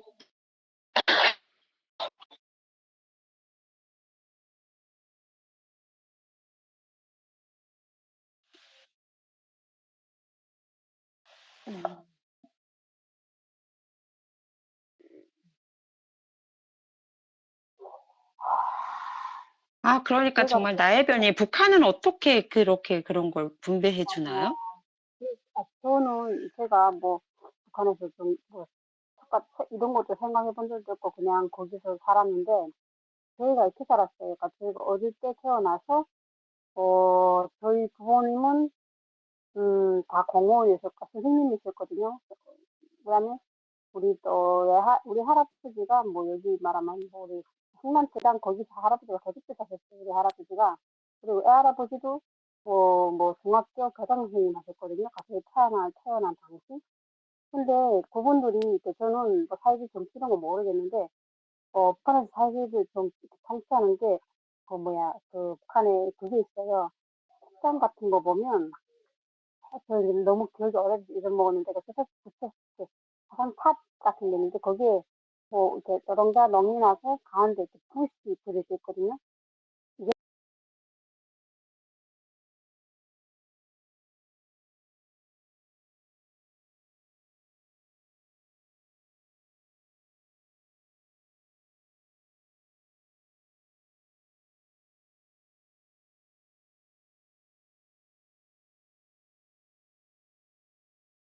후지 같은 사람은 그런 사람 꽤 많으셨어요. 자기를 희생시켜서 가라는 전체를 위해서 전체는 하나를 위해서라는 걸 정말 이렇게 내리색이 꽉 차서 배웠어요.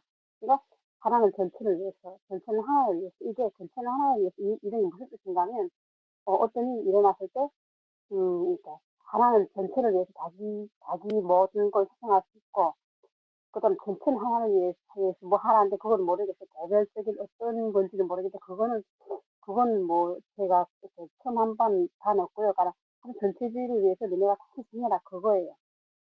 그리고 뭐 전체는 하나를 위해서 하는 건 무슨 뜻인가 하면 뭐 이렇게 뭐 약간 떨어진 사람이라던가 아니면 그런 사람들을 도와줄 때 뭐 다 나서라 뭐 그런 거거든요. 그러면 그 땅에 살 때는 제가 이제 권한행 모시기 내가 14살인가 그때 갑자기 김일성이 들어오면서 국가가 어려워졌거든요. 근데 그 전에까지는 배급을 딱 주고 뭐 나름대로 먹고 사는데 뭐 힘들거나 어렵거나 그리고 그 체제에 반발이 있거나 이런 걸 몰랐어요. 왜냐하면 그 땅에는 시장 같은 게 없기 때문에 그냥 국가에서 자기네가 나름대로 이렇게 해주는데 불만 가지고 사람처럼 사실 못 본 것 같아요. 제가 보기에는 제가 약간 좀 좋은 그런 계층에 살았는지 그런 환경 속에 살아서 그런지 모르겠는데 나름대로 아무리 부모가 할아버지가 뭐큰 담배하시를 승인 타고 다니셨거든요. 그래도 그게 그 사람들이 배급도 똑같이 받아오시고 자기 권리가 상당한 분이신데 할아버지는 한 번도 자기 이런 걸 위해서 목적을 위해서 자기 괜히 그런 걸 부를 해보신 분이 아니고요. 그리고 자기 목숨을 바쳐가지고 남을 도우시는 분들이 저희 부모님들은 다 그렇게 살았어요. 근데 어느 순간 사회주의 살 때 갑자기 어려워지니까 그다음부터 아까 말씀하신 인간 본성이 다 나오는 거예요.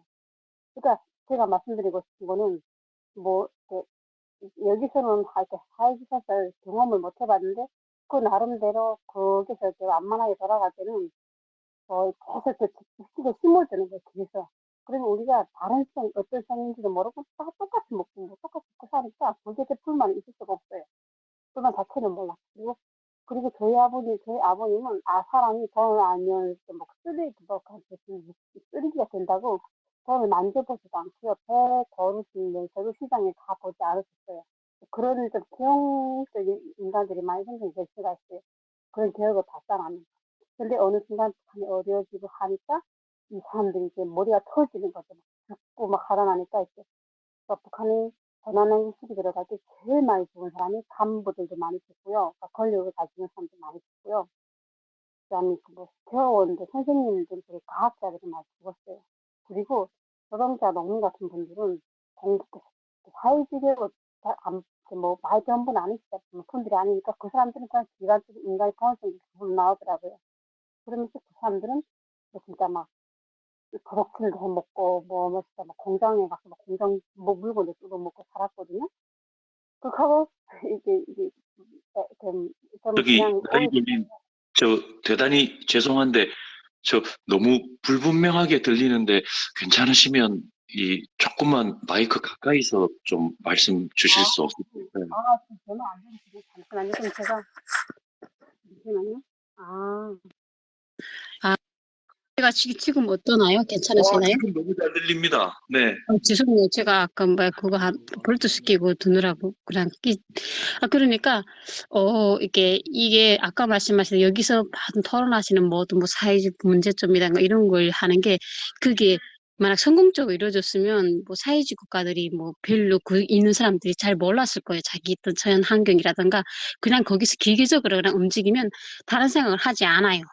하지 않고 나름대로 그 지도층을 이루거나 그런 사람들이 몇몇이 하는 것뿐이지 나름대로 그 자기 밑에 사람을 많이 배워주고 교육시켜가지고 그 사람들한테 다른 생각을 할 수 없게끔 모든 걸 차단시켜 버리거든요. 근데 권한행군이 딱 들어오니까 갑자기 국가가 아무것도 못 해주잖아요. 희생 경제가 없다 나니까 그다음부터 사회주의 교육을 많이 받은 사람이라든가 공부를 많이 한 사람들은 굶어 죽어요. 배운 거 있는 사람이 더러 죽는 거예요. 그거는 이제 머리에 그냥 이 사회주의 사상 전체주의 막 그런 게 꽉 차 있는 사람들부터 죽어요. 이렇게 하나씩 죽어버리고 살아남는 사람이 노동자, 농민. 농민들은 국가의 공동 소유 물건을 도둑질하고 살고 노동자들도 뭐 그런 게 상관없어요. 본성이 먼저니까.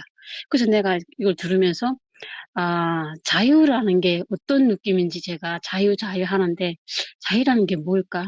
자유라는 게 그러니까 그것도 어느 순간 어느 정도의 이게 세상이라는 어느 정도 그게 갇힌 상태에서 사람들은 그다음부터 자유를 생각하는 것 같아요.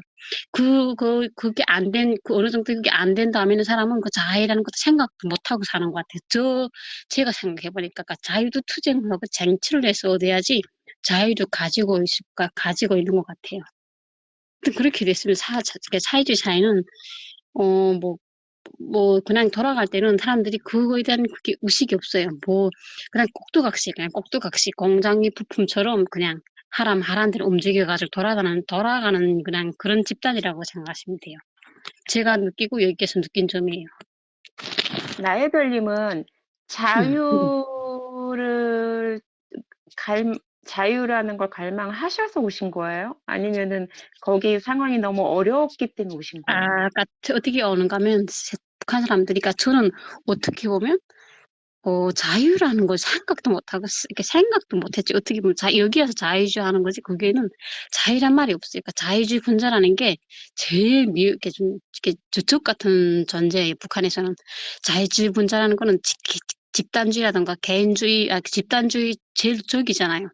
그래서 막 생활총할 때는 자기 마음대로 뭘 하거나 뭐 이런 사람들을 그냥 추적이 돼서 비판하기 때문에 그걸 들어보지도 못하고 자유주의자는 적이라는 느낌밖에 저는 안 들었어요. 자유주의 분자.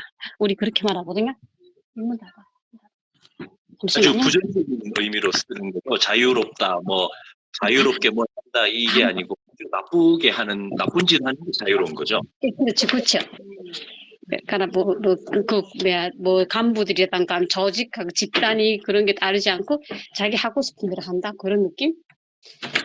그 옛날 소련의 그 이야기를 이렇게 적어놓은 거 보면은 그 길 가다가 뭐 계란을 나눠준다 이러면 그러니까 그 뭘 나눠주는지도 모르고 사람들이 줄 서 있으면 무조건 그냥 줄 섰다가 뭐 계란을 받든 칫솔을 받든 1인당 받을 수 있는 만큼 최대한 받고 음, 그걸 집에 와가지고 그때부터 저녁 되면 집집마다 음, 전화를 엄청 한다네요. 그 자기 친척들이나 친구들이 나한테 연락해서 음, 내가 칫솔 오늘 몇 개 확보했는데 나랑 음, 바꿀 거 너는 뭐 가지고 있냐?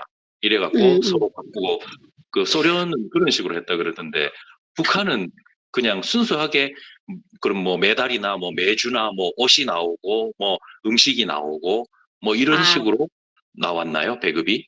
그런 게 아니고 배급이 어떻게 나오는가 하면 배급이 뭐 노동자들은 300g, 뭐 그리고 뭐 선생님들은 뭐 250g, 뭐 이렇게 좀 힘든 일을 하는 사람이 순서대로 배급이 이렇게 양이 정해져요.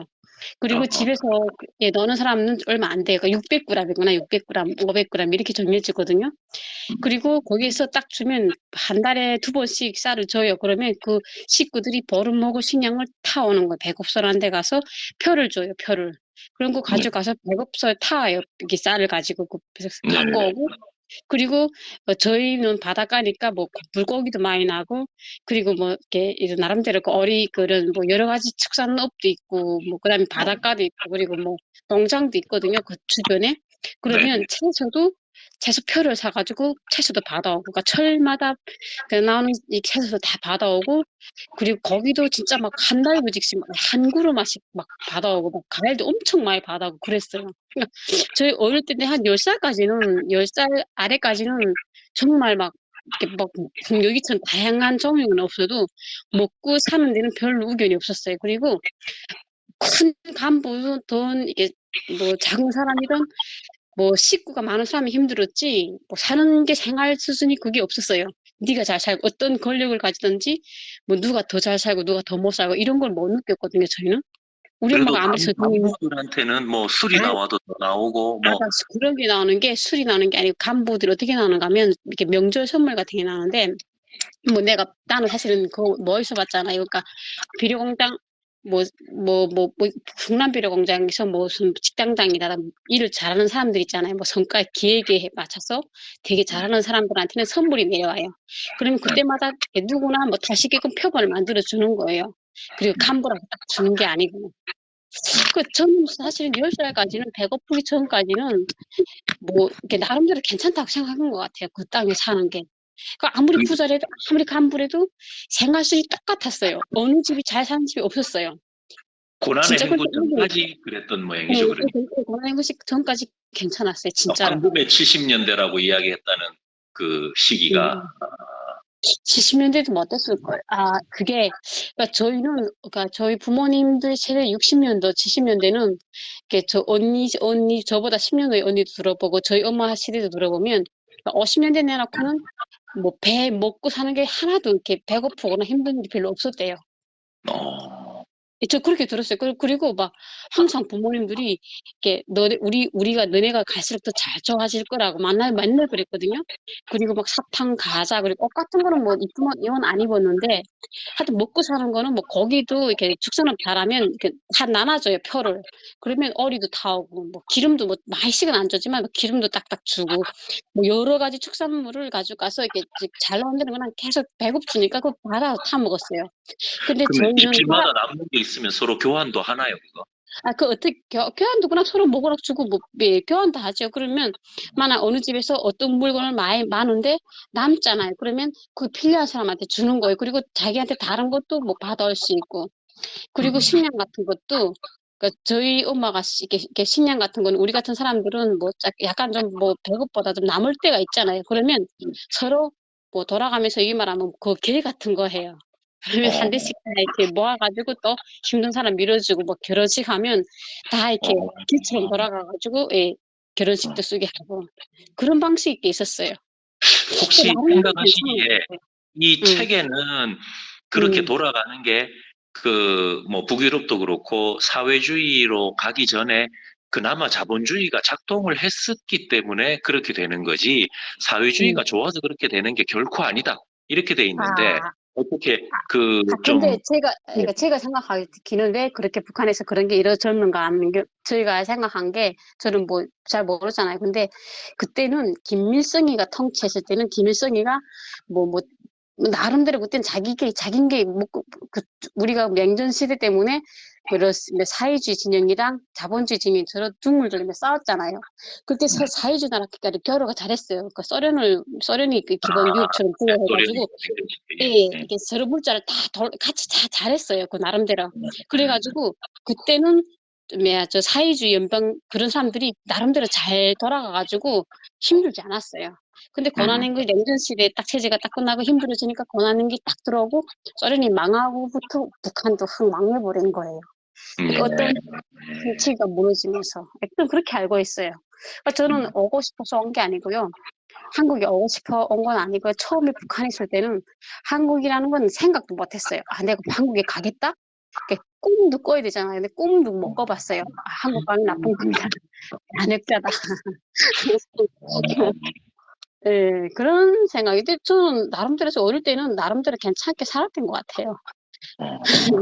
그리고 저희 할아버지가 강남교육당, 솔직히 말하면 강남교육당 조직비서셨거든요. 그리고 라공분당 조직비서지고. 그러니까 책임비서 그거 공백되는데 우리 할아버지가 한 20년 동안 그런 것만 하셨어요. 그 단체장 같은 얘기 말하면 그 당 1인자 하셨는데, 아버지 형제들 8명이었거든요. 그래서 할아버지 그때 쌀이 없어가지고 이 자식들은 많은데 그 똑같이 대구를 받아도 많이 먹잖아요, 남자애들이. 그래서 상태가 골았대요. 큰 간부인데 뭐 차 타고 다니고 그랬는데 그런 분들이 꽤 많았어요. 아무리 간부래도 까지 하지 말고 뭐 하지 말라고 딱 너무 배우고 싶으니까 자기 이석을 채우지 않고 자기 목숨을 바쳐서 남을 구하는 사례도 진짜 많았어요. 저희 부모도 그렇게 살았을 거예요. 그리고 저희 부모님들은 저희 아버님도 그렇게 살아신 분이거든요. 그러니까 항상 아버님은 이렇게 자기를 희생시켜서 남을 도와주는 사람. 예, 그런 분이셨어요. 저희 엄마도 그랬어요. 사실 그런 교육을 받고 자랐거든요, 저는. 근데 한국에 와서 나쁜 건 아니고요. 이렇게 중앙식이 들어오면서 너무 상처를 받은 거죠. 너무 착하게 살고 정말 법 사람 분이셨는데 그런 분들이 자식들이 고난행군식이 들어오고 어려워지면서 짓밟혔잖아요. 저희가 그래서 살기 힘들어서 오다 나니까 이까지 오게 된 거예요, 사실은. 저희는 사실은 제가 우리 식구들이 우리 언니 같은 건 되게 자파예요. 그리고 어렵고 힘든 사람을 그냥 넘어가거나 뭐 여기 말하면 자파돼가지고 무조건 뭐 옹호해야 된다. 뭐 자본가는 무조건 나쁘다. 이런 주의거든요. 근데 저는 하도 나름대로 뭐 생각해보고 살아보면서 어느 느낌 알아가지고 그런데 좀 거기서 그렇게 사는 사람들은 사실 많이 그 기본적인 뭐 그런 게 있는 것 같아요. 거의 뭐 자파 같은 성향이 되게 많은 것 같아요. 제가 언니한테는 말해주는데 그러니까 배우지 못해서 그래 본성에 대해서 이게 그리고 북한에서는 공산주의하고 사회주의는 분명히 다르다고 말하거든요. 그러니까 공산주의는 배워본 적도 없어요. 그냥 그 사회에 가면 꿈 같은 세상이라 뭐 그런 것만 들은 것 같아요. 자기 스스로가 자발적으로 일하고 자발적으로 필요한 것만큼 다 가져가는 게 공산주의 사회. 자기가 일하고 자발적으로 일하고 자발적으로 돈 안 내고 돈이 필요 없는 사회가 공산주의 사회를 배웠거든요. 그러니까 자기 적당한 양으로 풍족하기 때문에 뭐 굳이 욕심 부리지 않고 그냥 내가 어느 정도면 된다고 내가 노동 시간을 어느 만큼 하고 양심적으로 하고 그냥 필요한 물건이라는 거 많이 쌓여져 있으니까 그냥 필요한 거 자기 갖고 싶은 것만큼 갖고 쓰는 거 그거를 공산주의라고 배웠어요. 제가 그게 살 때는. 아니 무슨 천국 얘기하는 거 아니에요? 그건 진짜 공산주의가 그렇게 아니라. 저는 그렇게 우리 어릴 때는 그렇게 살았어요, 정말로. 그러니까 어떤 권력이라든가 뭐 이런 게 없고요. 아무리 간부래도 딱 주는 대로 먹으면 그거가 사상을 너무 많이 주입해서 그런지 모르겠는데 정말 그렇게 살았어요. 남을 도와주고. 그러니까 되게 자기 자식 우리 부모 같은 거는 제 새끼한테 밥 못 먹이고 굶으면서도요. 자기 자식 자기 집 있는 거 다 우리보다 더 어려운 사람을 도와주고 살았어요. 저는 그렇게 사는 사람이거든요. 저희 부모님들이. 근데 그런 부모님들이 고난행군식이 들어가서 국가에서 배급을 탁 안 주니까 굶어 죽었어요. 우리 할아버지도 그 큰 분이 굶어 돌아가셨어요. 굶어서. 그리고 간바시던 분이 권력이 상당하신 분인데. 저 너무 제 아팠어요. 그 말씀 주신 거를 종합해서 제 마음대로 생각해 보건대는 베네수엘라 이런 데는 외부에서 공급되는 에너지가 없으니까 빨리 급속하게 망한 거고 북한은 한 40년? 그죠? 분단 이후로도 한 40년 가까이는 소련 음, 덕에 그래도 상당히 음, 먹고 음. 살았는 거네요. 그러니까. 그치, 그치. 예, 그쵸. 무섭네. 먹고 살았어요. 먹고 살았어요, 그렇게. 그리고 우리는 북한에서는 특수하게 잘 산다는 사람? 그러니까 특이한 물건을 쓴다는 사람이 그 일본에서 온 사람들 있잖아요. 우리 네. 일본에서 그때 온 사람, 거기 사람들이 조금 신기한 거 썼지. 간부라고 해서 사실 크게 잘 사는 거 사실 못 봤어요, 저는. 근데 음, 권한된 것이 들어서면서 간부들이 권력을 남용하더라고요. 그러니까 네. 권력으로 해서 돈을 벌더라고요. 그렇구나. 신기하죠. 저 진짜 신기해. 그러니까 책이랑 실제로 살아본 거 이게 나라마다 다 달라요. 그 네. 나라 사람 특성에 따라 가지고 어떤 인식이라든가 이렇게 저 동유럽이라든가 저 러시아 이런 데는 뭐야 저기 이런 백인들이잖아요. 그러면서 유럽 사람들은 또 사회주의 사회라고 하고 이게 좀 다른 것 같아요. 제가 알기로는 좀 다른 네. 것 같아요. 조금.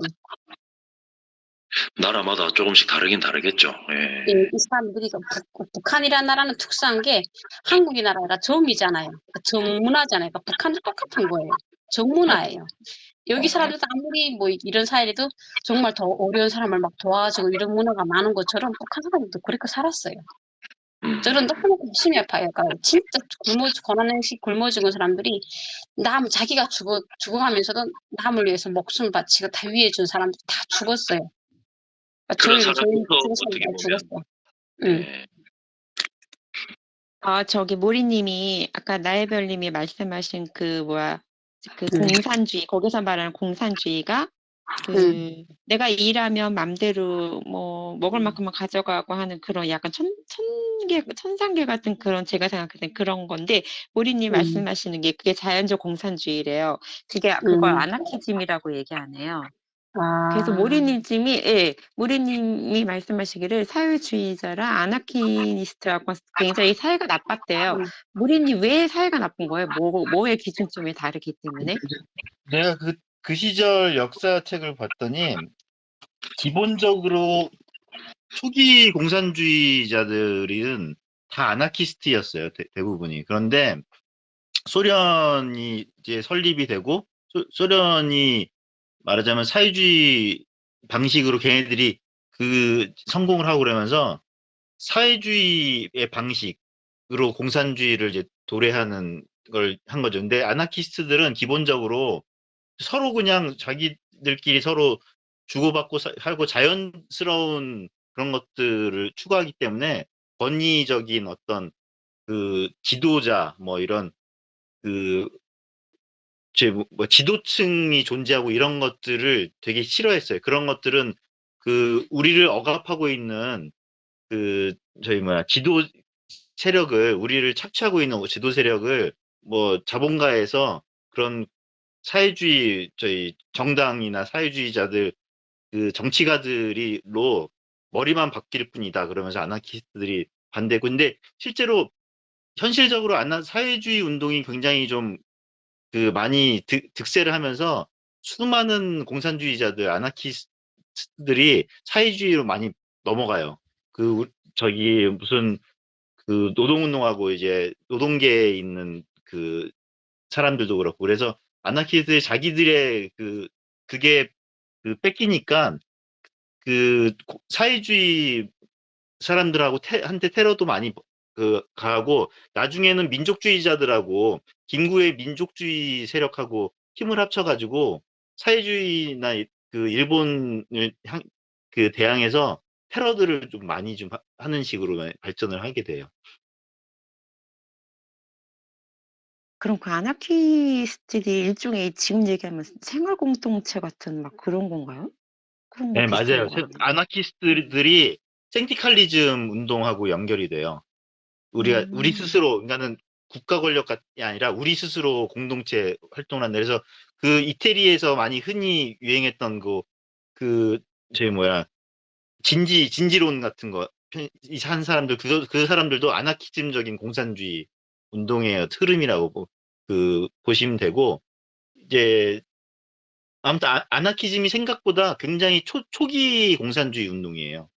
근데 이제 요즘은 사회주의 방식, 그 노무자 농민을 주축으로 이제 그 전위적으로 그 조직화해서 사회주의를 그 만들어서 그래서 공산주의로 넘어가야 된다고 하는 사회주의가 실패를 했잖아요. 그러니까 현대 그 사회주의자들의 사실은 아나키즘적인 그 사람들이 많아요. 그 미국이나 우리나라도 가만히 보면은 그 아나키즘적인 그 배경을 가지고 그런 것들을 주장하고 이런 사람들이 좀 제법 많이 있죠.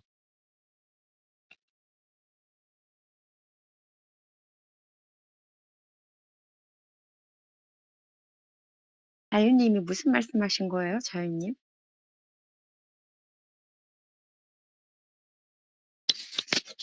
그러니까 적힌 자유님? 대로입니다.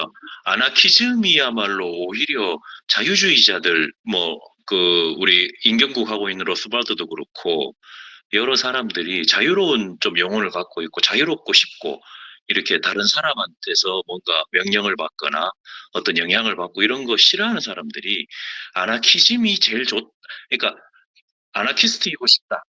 국가도 없고 아무것도 없으면 제일 좋겠다. 그렇지만, 국가가 없으면, 그러니까 법 없이 살 사람들이야말로 법이 없으면 살기가 어렵기 때문에 국가라든지 이런 그 최소한으로 존재해야만 된다. 이렇게 아나키스트들이야말로 자유주의자하고 연결되는 거지. 아나키스트들이 사회주의, 공산주의하고 연결된다? 그건 좀 아니지 않나요? 우리나라 그냥 초기에 아나키스트 이런 사람들이야. 그때 당시에는 조사하면 80% 이상이 사회주의 쪽 성향을 좋아하는 걸로 나온다든지 이렇다고 하는데 그런 쪽으로 해석을 해야 되지. 아나키즘과 그런 쪽 연결된다? 그건 좀 아니지 않나 싶은 생각이 드는데요. 그 국가가 무너지면 어떤 사회가 올 거라고 생각을 하세요? 그 사람들은 국가가 무너지면 공산주의가 온다는 생각에서 국가를 부정한 거거든요. 사람들이 특히나 리버테리안이라는 말이 아나키스트들이 자기 스스로를 지칭하던 말이에요. 사실은. 그래서 리버테리안이라는 말은 아나키스트들 용어를 사실은 훔쳐온 거예요.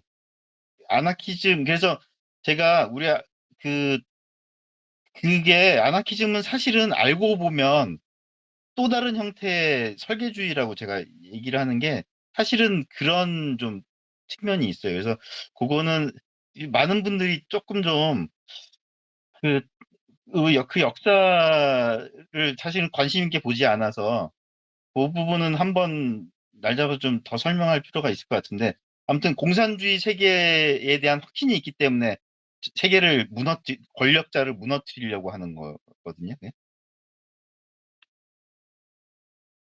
예, 관련 자료 한번 올려봐 주시면 좋을 것 같습니다. 좋을 것 같고, 해월님도 아주 중요한 내용이라고 하셨는데, 자유는 투쟁을 해서 얻어야 되는가?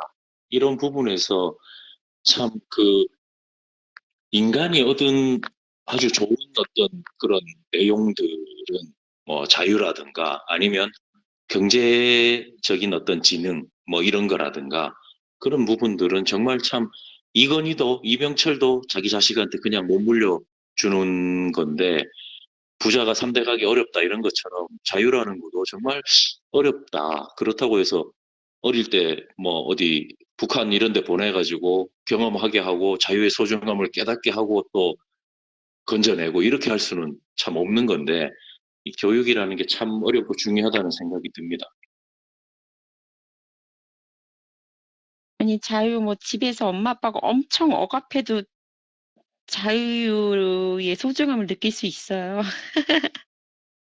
근데 군대에서 이런 얘기도 하거든요. 안 맞아본 놈들이 밑에 애들 때린다. 이런 얘기도 하는데 어떤 사람은 본전 생각을 하고 그러니까 고아라도 대성하는 사람이 있고 나쁘게 되는 사람이 있듯이 좋은 집안에서도 또 악한 사람도 나오고 그게 사람 본성에 달린 건지 개개인의 환경이 얼마나 중요하냐 환경이냐 본성이냐 이런 얘기 하듯이 쉽지 않은 얘기인 것 같습니다. 네, 아까 선영님께서 말씀하신 것처럼 이렇게, 이렇게 다들 관점이 좀 이렇게 다 다를 수밖에 없는 것 같아요. 근데 지금 시간이 많이 지나서 재순이 아까 제가 혹시 통화하는 거 들리셨어요? 통화하는지도 몰랐는데. 혹시, 제가, 갑자기 전화가 와가지고, 전화를 이걸 마이크 음성으로 하고 받았는데, 나중에 보니까 마이크가 다시 켜져 있더라고요. 그래요? 네. 켰었어요. 죄송합니다. 자, 그럼 우리 이제 오늘의 외가나는 좀 아셨어요들? 결정 국가하는데 왜 가나는 나의 몫인지 좀 아셨죠? 네. 1장 정도만큼은 아셨죠? 그러니까 오늘은 여기까지 공부하고 다음에는 2장 해서 다음 주에 봬요. 네. 네, 나이별님 감사합니다. 오늘 소중한 말씀 고맙습니다. 많이 배웠습니다. 아니요, 제가 나 경험 말씀드린 거예요. 모두 수고들 하셨어요. 감사합니다. 네, 고생 많으셨습니다. 네, 라이벌님 그 두 번째 하니까 느낌이 좀 어때요? 예? 이게 지금 두 번째 하는 거잖아요, 이 책. 이 책이요? 네. 어때요, 두 번째 하는 느낌이? 거야? 저는 이 책을 저는 사실 다른 책보다는 되게 재밌게 읽고 이렇게 다시 생각을 좀 더 해보는 것 같아요. 그냥 모르고 듣는 것보다 지금 다시 이 책은 그냥 여러분들 생각 나눠보면서 다시 꺼내들어서 제 추억을 그리고 이게 이렇게밖에 될 수 없다는 게 당연한구나 하는 것을 다시 한번 더 새기는 게가 좀 괜찮은 것 같아요. 다시 들으면 더 좋아요. 저는 몇 번씩 같은 책을 하는 것도 나쁘지 않은 것 같아요. 그러게요. 같은 책인데도 얘기할 때마다 사람이 바뀌면 또 몰랐던 것도 알게 되고 다른 부분 생각하게 되고 괜찮은 것 같아요. 네. 책이 중요한 게 아닌 것 같아요, 보면. 저는 이거 반인성적주의가의 투쟁? 그거에 대해서 한번 몇 번씩 그 책을 몇 번 읽어야 될 것 같아요. 너무 힘들어요. 저는. 나도 그거 진짜 한번 보긴 봐야겠는데, 진짜. 언제 한번 날 잡아서 그거 한번 얘기해요, 진짜. 그 조금씩 봐야 돼. 나 그 몇 장 보다가 너무 좀 화나고 슬프고 공감도 되긴 하지. 울어가지고 못 봤어요. 막 속이 막 하가 끓고. 왜 그런지 모르겠어요, 저는. 나도 한번 봐야겠네요. 참, 보면서 네. 불 좀 나고 좀 울기도 해야겠네, 나도. 근데 저 매번 힘들어요. 그 책 읽는데. 그래서 몇 장 못 보고, 너무 열불나서 덮어버렸어요. 좀 나를 어떻게 해주세요.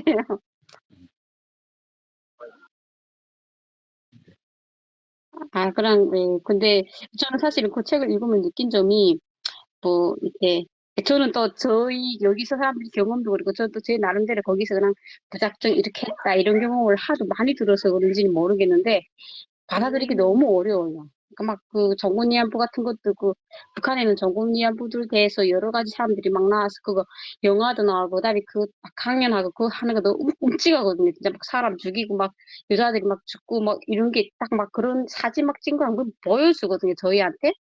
그래서 거기서는 너무 슬프고 너무 화가 나는데 막 그런 말 막 들으면 이렇게 일리 있겠다 하는데 이게 책이 그걸 너무 화가 나는 거예요. 그래서 그게 너무 힘들어요. 사실 그걸 듣는 게. 그래서 지금 아직 그 책에 대해서 좀 많이 좀 사례도 찾아봐야지 이해가 될 것 같아요. 좀 그런 거를 내가 이해할 수 있게 좀 신뢰 같은 거 내가 구체적으로 이해할 수 있게 좀 알려주세요.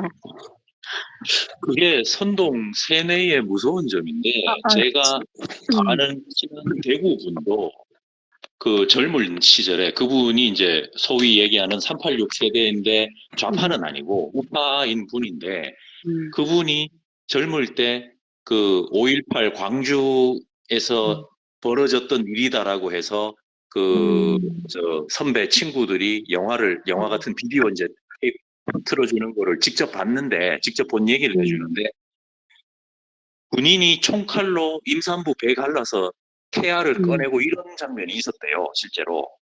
그러니까 그거 비디오를 보고는 전두환 욕을 안 할 수가 없고, 그건 정말 진짜로 때려 죽여야 될 놈이고, 군인들, 우리 이 기득권 세력들은 정말 다 불태워 죽여야 되고, 그런 놈들, 그렇게 생각이 들 수밖에 없다. 그 얘기를 하더라고요. 그리고 저는 제 생각하기엔 한국은 제가 지금 계속 그게 그런 데서 너무 이게 계속 이렇게 의견 충돌이 있는 게 이 북한에는 일본 사람이 이렇든 이거 만일 청산을 엄청 거의 싹 해버렸거든요. 여기는 그게 이렇게 청산하는 게 뭐 정당한 건지는 모르겠는데, 그거에 대해서 그 일제 때 하던 사람들 그냥 쭉 올라와서 그거에 대한 그 나름대로 그 봤던 사람들, 그런 소름이 너무 많아가지고 이게 되게 그런 게 많은 것 같아요. 그 사람들이 그러니까 음, 누구 시점에, 이거 누구 시점이라는 게 다 다르잖아요. 그러니까 누구 시점을 주로 해서 썼는가. 이거에 따라서 이 책도 진짜 천지만별 이길 것 같고, 그리고 뭐, 이 책에서 나오는 거 뭐 어디서 어떻다, 뭐 옛날에 누가 이랬다, 그리고 뭐 이렇게 누가 이렇게 말하더라, 이렇게 하는, 다 그런 거잖아요. 뭐 이게 구체적인 사례를 다 들어서 하는 게 아니고. 그러니까 저 같은 사람은 이거는 어떤 사람이 얼마나 그 일반적인 뭐 많이 기울었거나 뭐 그 책의 사람들이 쓰면 이게 그렇게 받아들일지도 그러니까 이제 있고. 그렇게 음, 하시기보다는, 그러니까 네, 이제 카더라 식으로 한 게 네, 지금 그 우리나라에서 너무 그 음, 피상적으로 알고 있고, 그냥 위안부 음, 정신대 다 끌려간 줄 알고 이런데, 음, 실제로 정신대라는 거는 위안부하고는 아무 관계가 없는 거였고, 라든지 음, 그런 음, 것들이 구체적인 통계 수치라든지, 그 사람이 음, 끌려갔다 그러면 끌려간 흔적이 있을 거잖아요. 그러면 가족들이 음. 저항을 했느냐 안 했느냐. 그럼 학교나 이런 데서는 끌려간 사람을 어떻게 처리했을까? 관공서에서는 아, 어떻게 했겠느냐. 군인들은 잠시만. 그러면 어떻게 내가 하나만 물어볼게요. 예, 근데 우리가 만약 아까 그때 그랬었잖아요. 뭐 이 책에서 그렇게 썼거든요. 정신대 끌려갔는데 뭐 돈 벌라도 갈고 가서 매춘다고 뭐 명품 사고 뭐 그랬잖아요. 예, 그게 이런 게 있잖아요. 그게 책에 읽어보면. 근데 예, 예. 어, 근데 우리가 뭐 그때 뭐 그리고 뭐 위안부를 모집하는 걸 다 한국 사람들이 모집하고 다 그렇게 했다 이렇게 말하는 거잖아요. 근데 우리가 나도 막 내가 만 위안부를 끌려갔다 해요. 뭐 돈도 잘 주는데 해고 끌려가고 그냥 뭐 혹시라도 뭐 돈도 못 팔아서 뭐 돈 번다 하고 갔는데 거기에서 직접 딱 간 다음에 그 상황, 그러니까 잡혀간 다음에 그게 진짜 비인간적일 수도 있잖아요. 그러니까 그 사람들이 겪은 건 그 사람들만 그러니까 아는 거지 지금 아닐까요? 이렇게 그 목소리나 어, 이런 걸 들어보면 음, 그 이제 음, 그 마음이 아프시고 하니까 감정 음, 때문에 아주 지금 아, 흥분을 많이 하신 상태에서 이제 아, 이야기를 하시는데, 음, 그러니까 음, 이 다른 사람 이야기가 아마 이 귀에 잘 안 들어오실 거예요. 근데 아, 네, 그 부분에서 음, 이제 그 단순히 이제 그게 이제 음, 보통 제 주변에 있는 좌파분들도 음, 그렇게 반응을 하시는 분들이 있고, 아, 이제 그렇죠. 그럴 것 같아요. 마음으로 못 받아들이시는 거예요. 근데 음, 그런 부분에 대해서 음, 실제로 위안부 갔던 사람들의 증언이라든지 그 사람들이 음, 인터뷰를 했거든요. 그 아, 그래요? 녹음돼 있는 것도 있고 녹화돼 아, 있는 것도 있고, 그 책을 직접 자서전처럼 책을 낸 사람도 있어요. 그런 게 아, 있는데, 그 한국에 오신 분들요? 사람들이 아니, 외국에서 처음에는 하신 거요? 예, 예, 처음에는 일본에서 또 낸 것도 있고, 일본에서 낸 사람이. 음, 근데 처음에는 그 사람이 음, 그냥 음. 그 어떤 아저씨가 와가지고 빨간 예쁜 옷 보여주면서, 그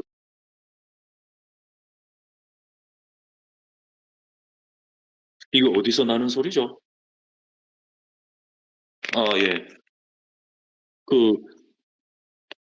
그 그런 게 있었는데, 빨간 구두도 보여주고 예쁜 드레스를 보여주고 꼬셔서 자기가 그냥 그거에 혹해서 집을 나갔다, 따라갔다. 이렇게 이야기한 사람이 시대가 바뀌면서 증언이 계속 바뀌어가지고, 나중에는 일본 순사가 와서, 군인이 와서 총칼로 들이밀어서 납치당했다, 끌고 갔다, 이렇게 바뀌는 그 직접적인 내용들이 다 있어요, 거기에.